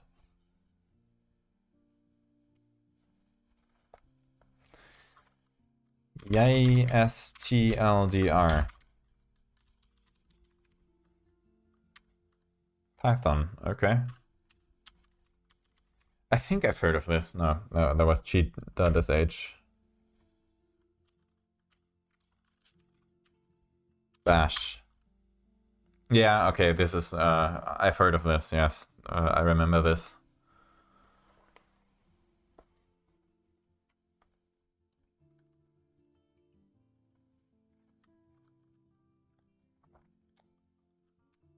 TLDR, IPython. Huh. Daisel, let's try this little obscure, okay. I really like Daisel. I can't believe, like, JQ is so much more popular than Daisel, probably because of JSON being more popular, but still. Cheat.sh, yeah. Whoa. Cam2. Cam2. Drawing chemical structures. Oh.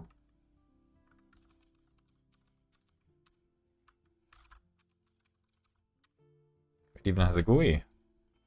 Oh. This looks better than what we used to use in school. Actually, nah, I'm not sure about that. This looks kind of wonky. I don't know what I'm doing. Anyway. But for things like tar, which no one... This, yeah. I've used tar like 1,000 times, and every single time I misremember the 4 options you need to actually extract something. Like, it's probably an artifact of its time, but how is the feature that you use the most, like 4 random letters that no one remembers? And on that note,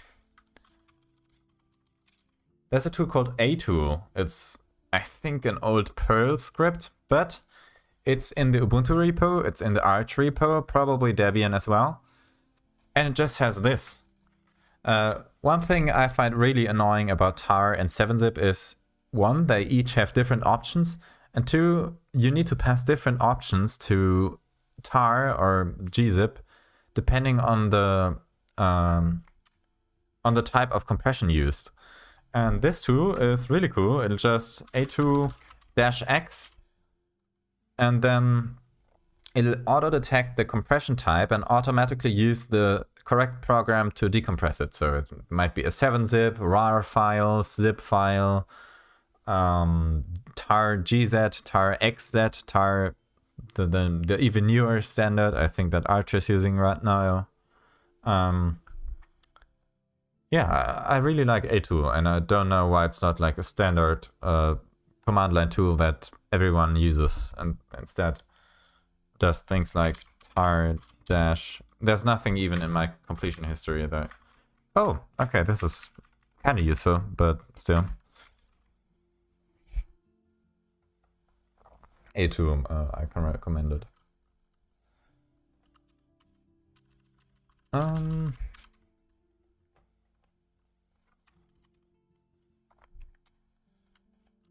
Okay, I think I'm gonna write a wrapper for that. So, whoop. Detect check X resources. Does this? Whoop. No, does not do this. Does this. Ultra health. Hello, hello. Long time no see. Indeed. Oh, it's a yin and yang cat. That's nice.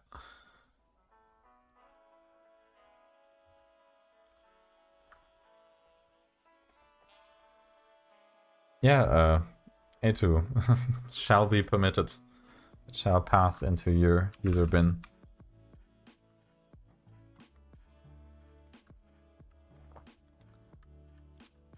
Else unset X unmodified. Oh, true. Else unset modified. And then read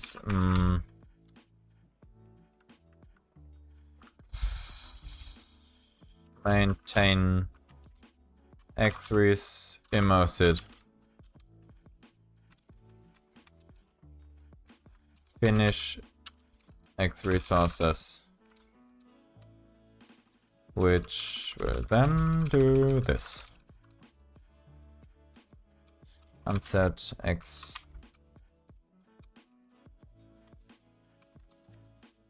unmodified. And this will then be check X resources and finish X resources. Same here. Check X resources and finish X resources. This is a lot of calls to Immosit, I'm aware of that, but actually this might be too much.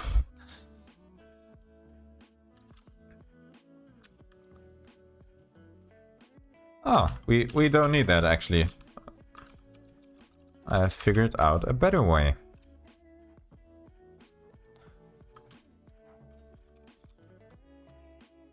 Okay, first of all, check X resources. Not this. Finish X resources.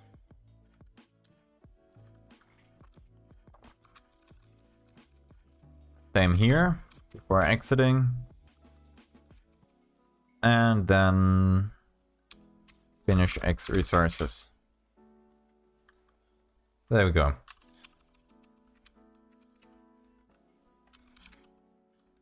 Mark, ensure X resources. I remove that.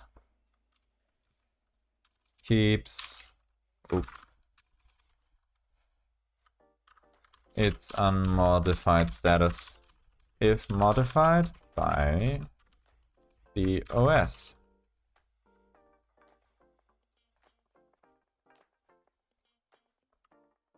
There we go. And that should be it. Then after applying instant themes, also apply instant DPI. Oop, wrong again.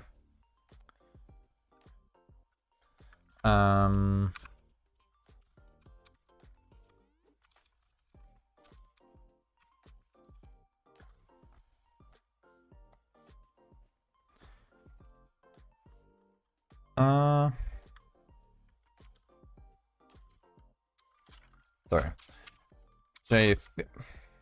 Oh god. Wrong window. I hope I didn't do anything bad. Nope. I can see Pibber typing in the Discord.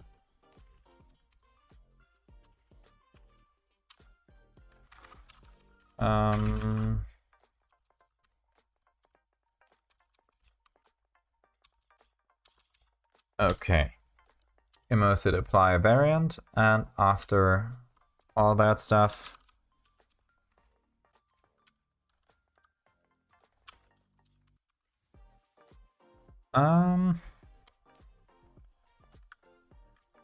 instant DPI. Okay. Instant DPI to restore DPI. Perfect.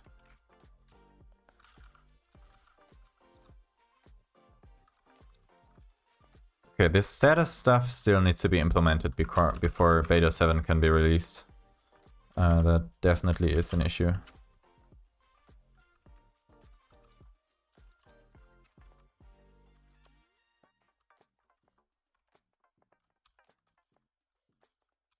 Keep DPI after applying theme.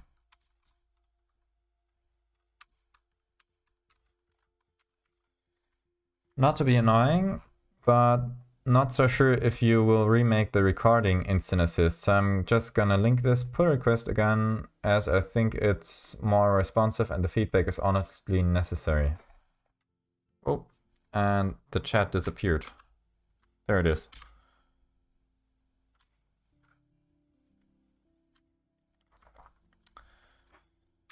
Okay. Clickable notification after recording is all done processing. Oh, this is cool. Sorry, it completely got under my radar. A video taken from the R sections is recorded and processed. A recording finished, notification will be sent. This notification can be clicked, and if clicked, will open the user's default file manager with videos opened. It will select the video as well. Oh, this is cool. It's targeted as Nautilus. Add Nautilus. Nemo supports it as well. PCManFM is, I think, a fork of an earlier version, so, or maybe not even a fork. Changed the title. This looks cool. When was this? Okay, pretty recent actually. I don't know why it didn't show up in the notifications. I'm pretty sure I've checked my notifications during that time. Actually, maybe not. Was this? No, maybe not. Okay, this does look cool. How long has the project been in beta?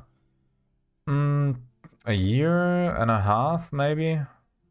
Maybe a year? Behind recording assist, but yep. Oh, did I? That old. Okay, then I might have changed my mind. I mean, I can probably keep this even if I remake the system. Oh, I think I thought this was something else. I thought this was like an applet, not a notification, because I want to remake the system so there's like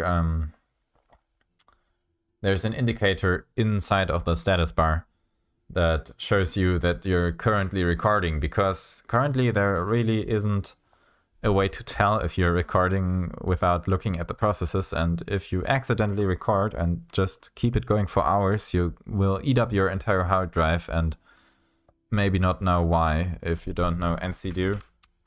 By the way, NCDU is one of the also a really great tool. Like this seriously saved me a lot of disk space. It's really simple. Basically what it does is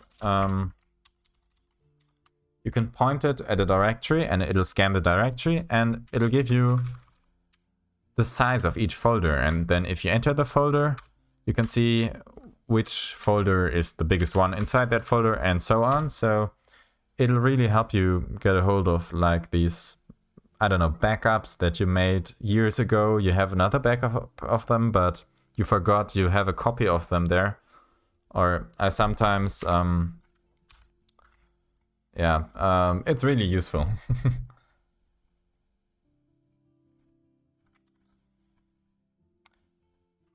Okay, back to the pull request, which I think I closed now. There it is. Temp video dir, and video dir should be read from the XDG standards. Where is video dir? There it is, yeah. Oh, it's already there. FFmpeg input source file, new source file, new source file. Okay, this is just refactoring. Yeah, this looks good. I will do the merging.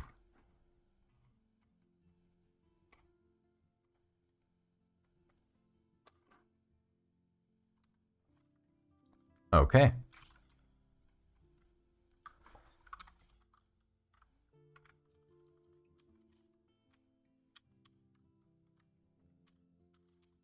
Keep Immosit status after applying DPI.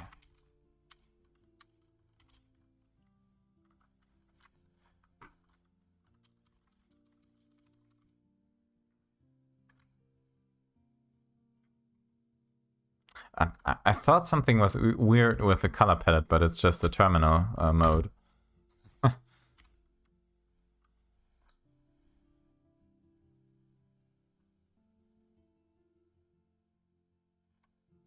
Okay. If we now sudo make install that and go to instant theme, sudo make install that. Also push that.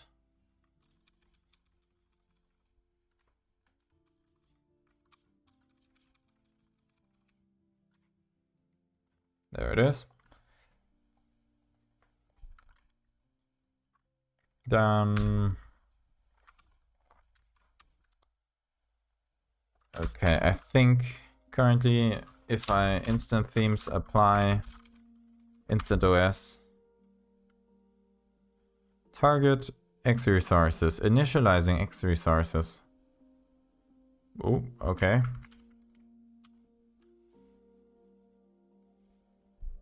Oh, it's because it's unmodified. Okay, if I now do DPI, display DPI, and set it to 120, this should be slightly bigger. It is pretty big. Okay, perfect. And then instant themes apply instant OS.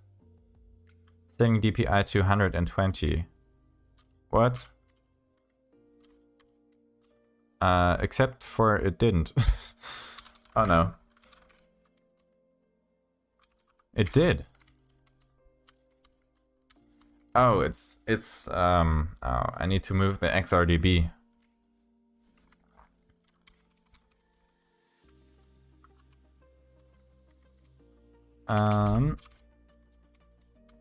XRDB, X resources. Okay. Yeah. This is supposed to go here, I think. Because this is not modifying X resources, like, at all. Yep. Okay.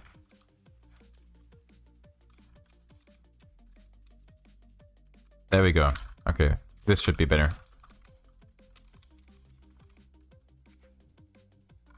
Immosit info X resources. It's okay. And it still has the DPI in it. Perfect. Whew.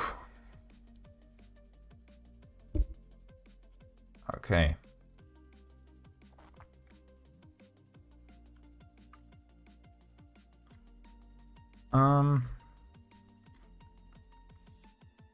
So yeah. Oh, did this change, or was it always this cursor? I don't know.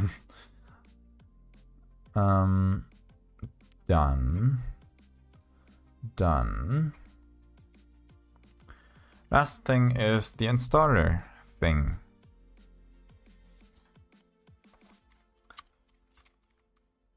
Oh, display, DPI, nope. And we're back to normal.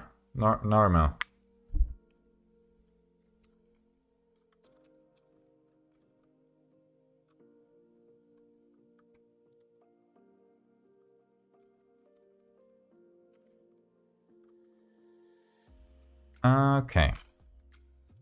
Also something I haven't touched in a while. So it's arch install, which is the main script. Yep.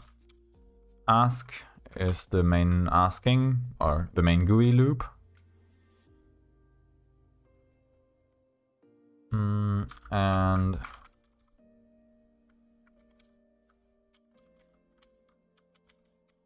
login Plymouth ask logs, backup installation logs to IXIO disabled by default.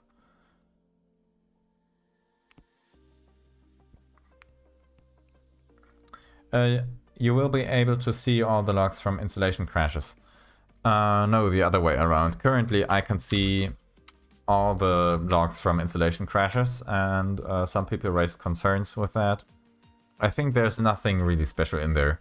Like, it looks basically the same. Maybe it's your username and time zone. I think that's, I don't know. And maybe you can see if you have an NVIDIA GPU. Yeah, some people thought it might be better to ask first before uploading that. So yeah, I'm going to be implementing that. Also, this website just rickrolled us.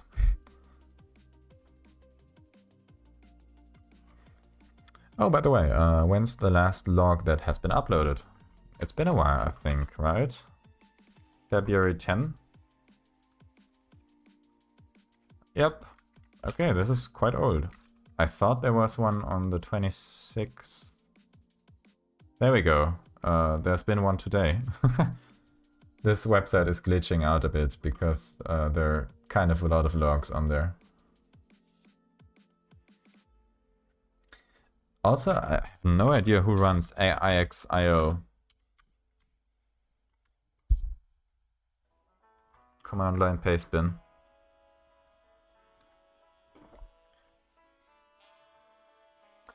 Anyway.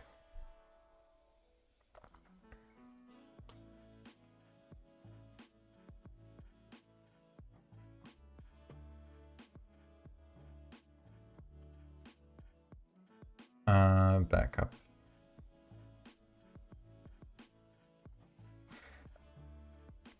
And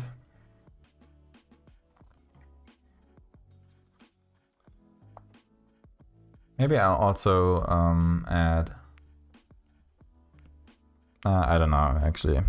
like an IPFS one, but IPFS isn't installed, and maybe some other paste bins as well.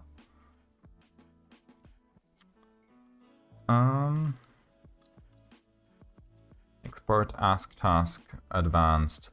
So I will be moving this out of advanced into the normal flow.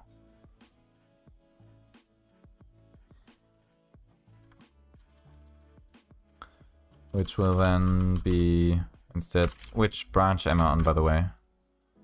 Okay, git checkout testing. How's the situation here? Merge branch testing, which is bruh. I accidentally copied some parts of a different readme.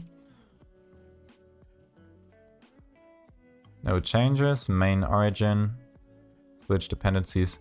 Oh, so they are actually kind of they're kind of, yeah, some different stuff on both of them. I hope they haven't gone in too many different directions. Merge branch testing. No, actually they are on the same state. I don't know why this is just grayed out. Right? Oh, because, okay. Git merge main. There we go. And now there should be... Where is testing? Yeah, there it is. There it is. Fast forwarding.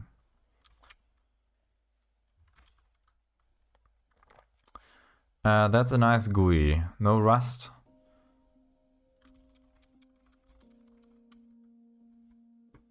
Which GUI are you talking about? You mean like Sublime Merge or Lazy Git? I'm kind of... By the way, I've just realized I'm using 2 Git clients at the same time. My workflow has somehow evolved into that.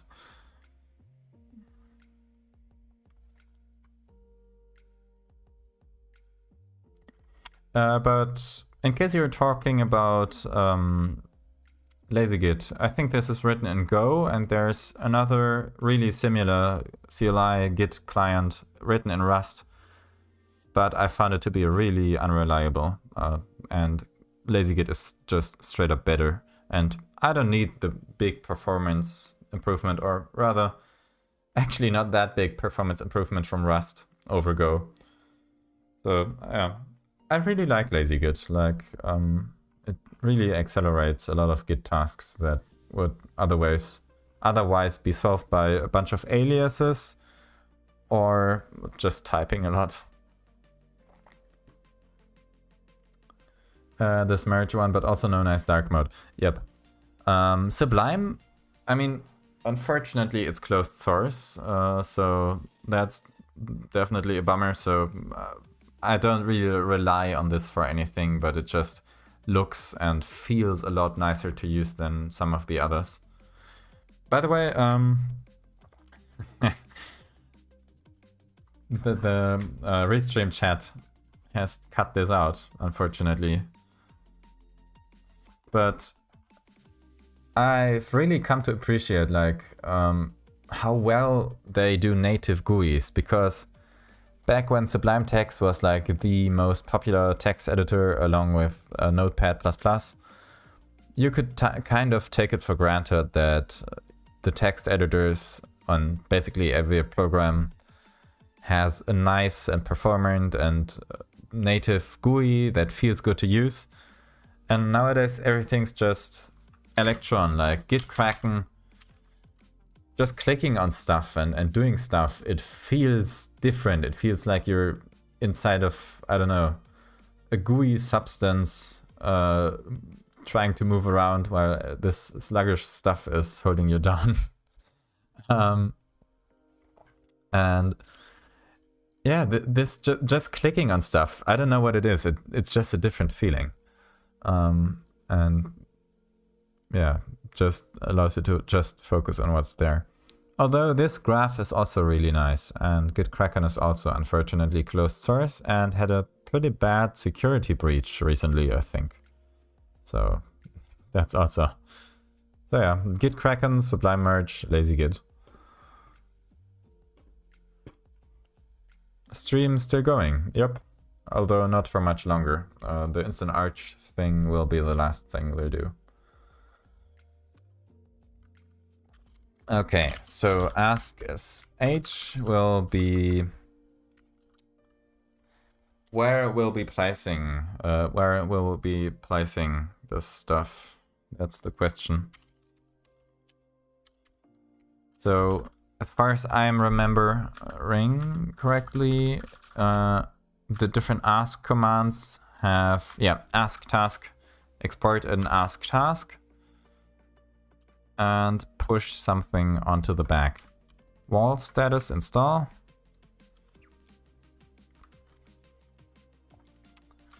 So I think we'll do it as the last question in the installer.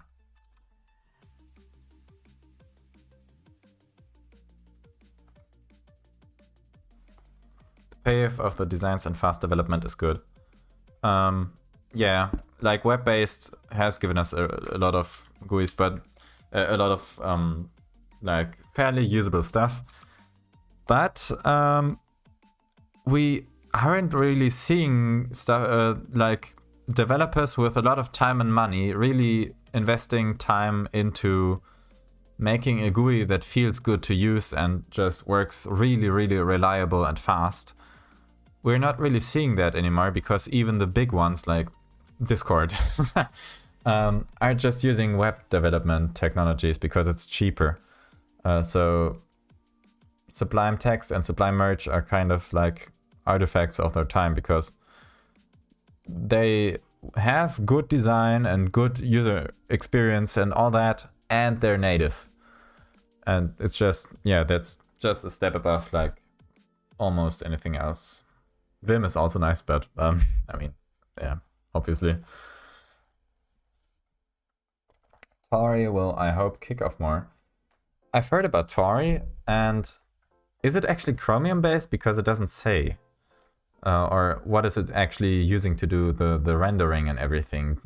Did they implement a lot of web stuff in Rust, or is it just Chromium wrapper but Rust instead of JavaScript? Or Node, not JavaScript.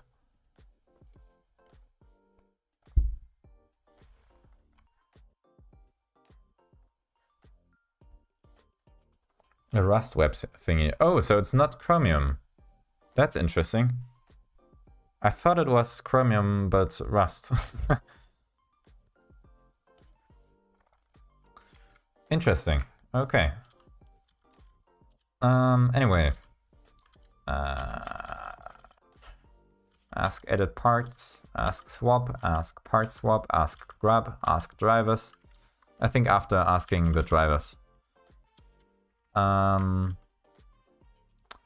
Export ask task user. Okay. Ask, no, where was it?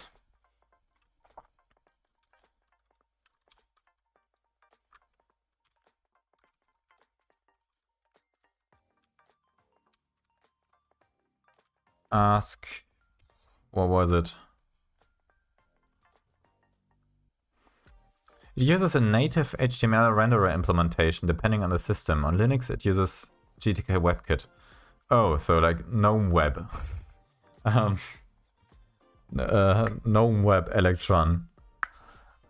I don't know. I've never had good experiences with WebKit. Usually the performance is worse than Chromium. But that might also just be the case because everything is optimized for Chromium and Firefox and not WebKit or the Android web view.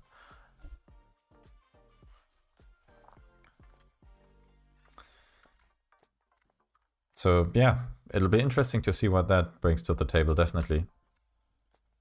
Oh, ask log. Ask logs.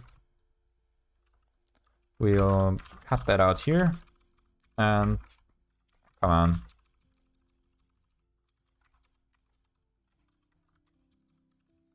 Export ask task equals user. Back push logs. Export equals logs, and then ask. God. Where's the function that does all the fancy stuff?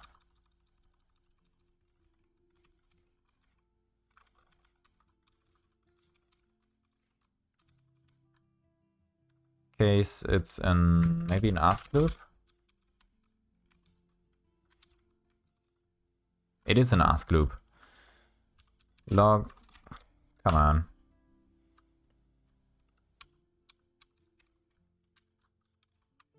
Oh, okay. It's already in there. We will not be testing this today, but good to have it already. Oh, and remove ask logs from the advanced options.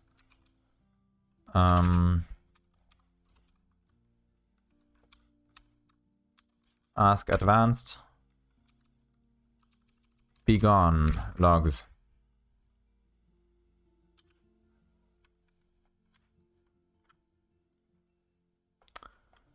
Probably be slower in loading pages, but the boot time is faster, so depends.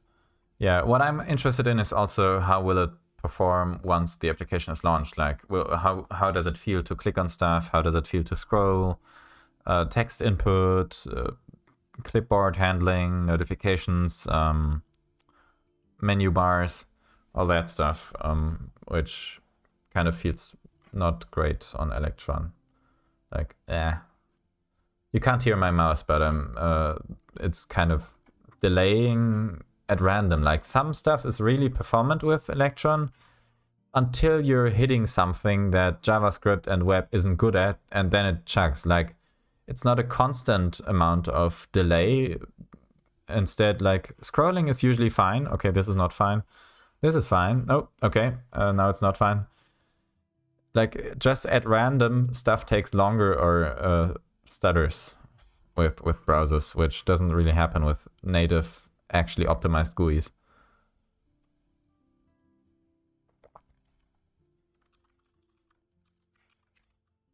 Okay, but I think that's that for that. I'll test this later. Move logs question out of advanced settings.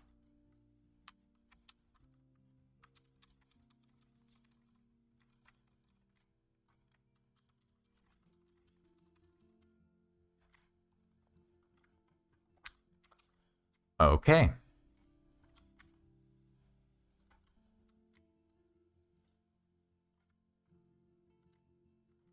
Then I think we've gone through everything that I wanted to do this stream, which I happened to also plan during this stream. A rare sight to behold. Stream to do empty. Let's move it here until next stream.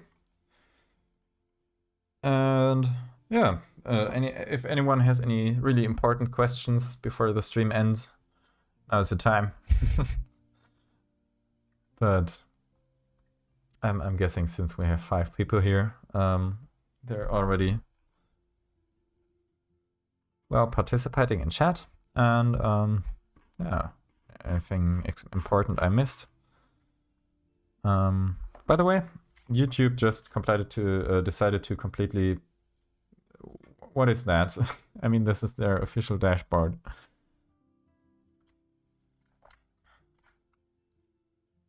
Live chat. I'm searching for Tauri apps. I don't think any Tauri apps like from companies exist yet, right? Explorer. Oh no, there's a file explorer based on web technologies.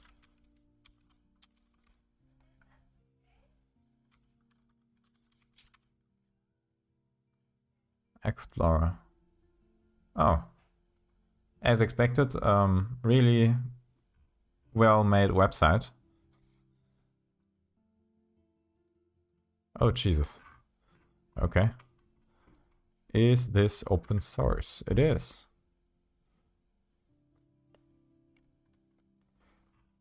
Is this available for the Linux? It is. Okay, 70 megabytes. I think that's like pretty similar to Electron.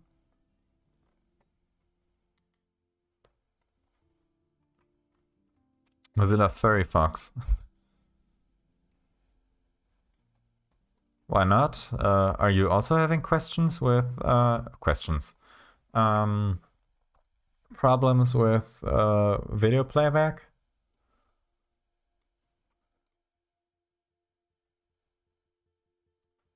Explorer.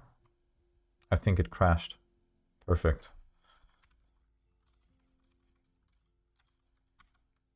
Oop.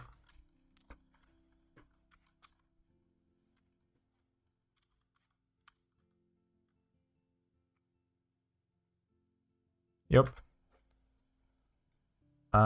So much for compatibility with app images. Failed to execute child process. I think this is expecting a different version of GTK to be installed. And yeah, this is a really well-made website.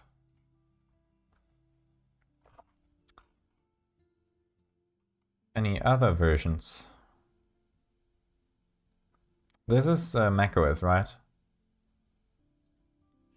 Oh, okay, the Debian one is really small. Usually Electron is bigger, definitely.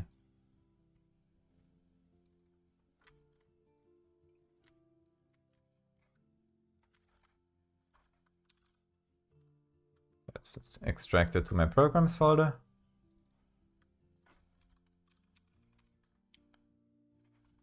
There we go. Or not. Well, I don't expect this to run either, to be honest.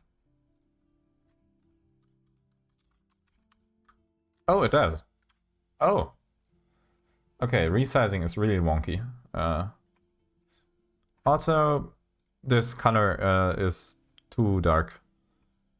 Either make the icons brighter or make this color lighter. Or make it black, I mean, but the contrast on this is really bad. Also, this has the wrong spacing. But Windows-like behavior. Also here, contrast is bad.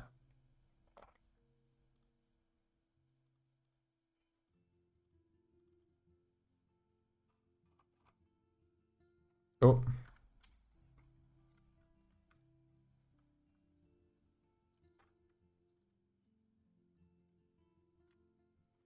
Can I right-click on stuff? I think it crashed. Yep, it did. Okay, that might be a little rough around the edges. Wait, if I double-click stuff, if I open stuff, it just freezes until the program I've opened, until the program I've opened closes. Watch this, like it's completely frozen. The window isn't updating anymore, and as soon as I quit Vim, it comes back. Like it doesn't have asynchronous opening, or it could just spawn a new thread. But that's kind of funny. What about pictures? If I open pictures, oh, okay. Concept. So if I open this picture, yeah, it's stuck. What? Okay.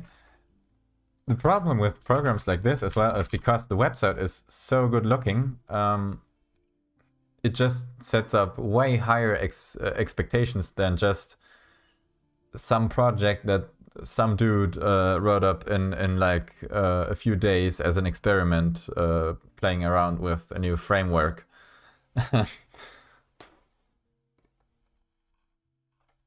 Oh my god. Oh, okay. Oh, it actually does have a team behind it. Okay, maybe it's an Arch related bug because I'm not on Debian, but like the thing just straight up freezing if you open a file is a pretty major bug.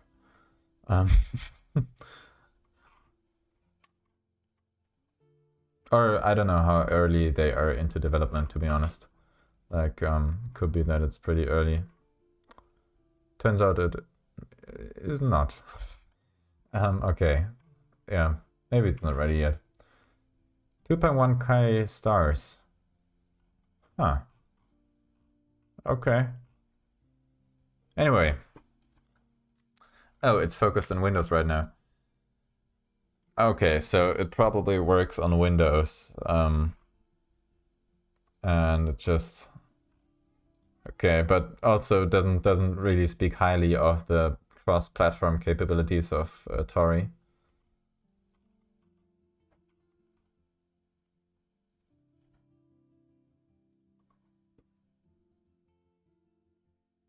Oh, raw? Ah. This looks nice. Maybe it's because I'm missing compositing. Okay, one last time.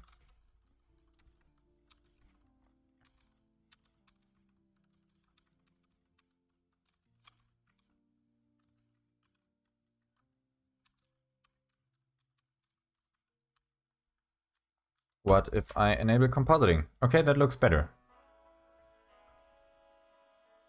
Yeah, it does look better, but that's also relying on the background being something specific. Like if it's just black, then it's too unreadable.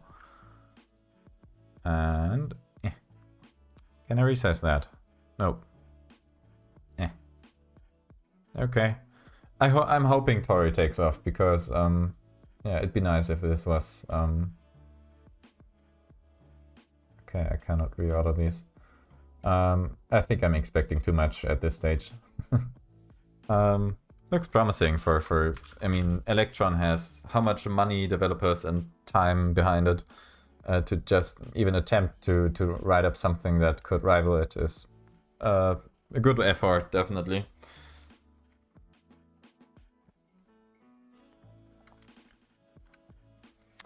Is the stream not possibly be put at 360p at something? I think they don't do live transcoding, right? Nope, I can actually set it to 330p.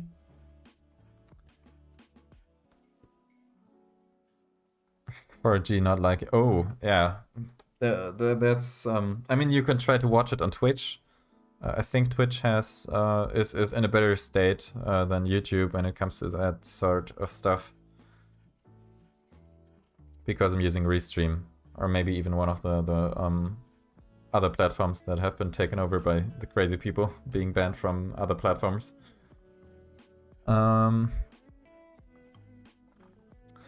Okay, yeah, but I got done with everything I had on the to-do. And it was definitely nice chatting with you guys and girls. And yeah, I think I close the stream at this point. I'll hopefully see you soon in another stream. Yeah, closing everything off. Whoa, Jesus. Nice hearing you again. You too. Goodbye, my remaining 3 people, which YouTube is... Oh, okay. Contradicting itself on. Okay. Nice talking to you all, and I had fun. Bye-bye.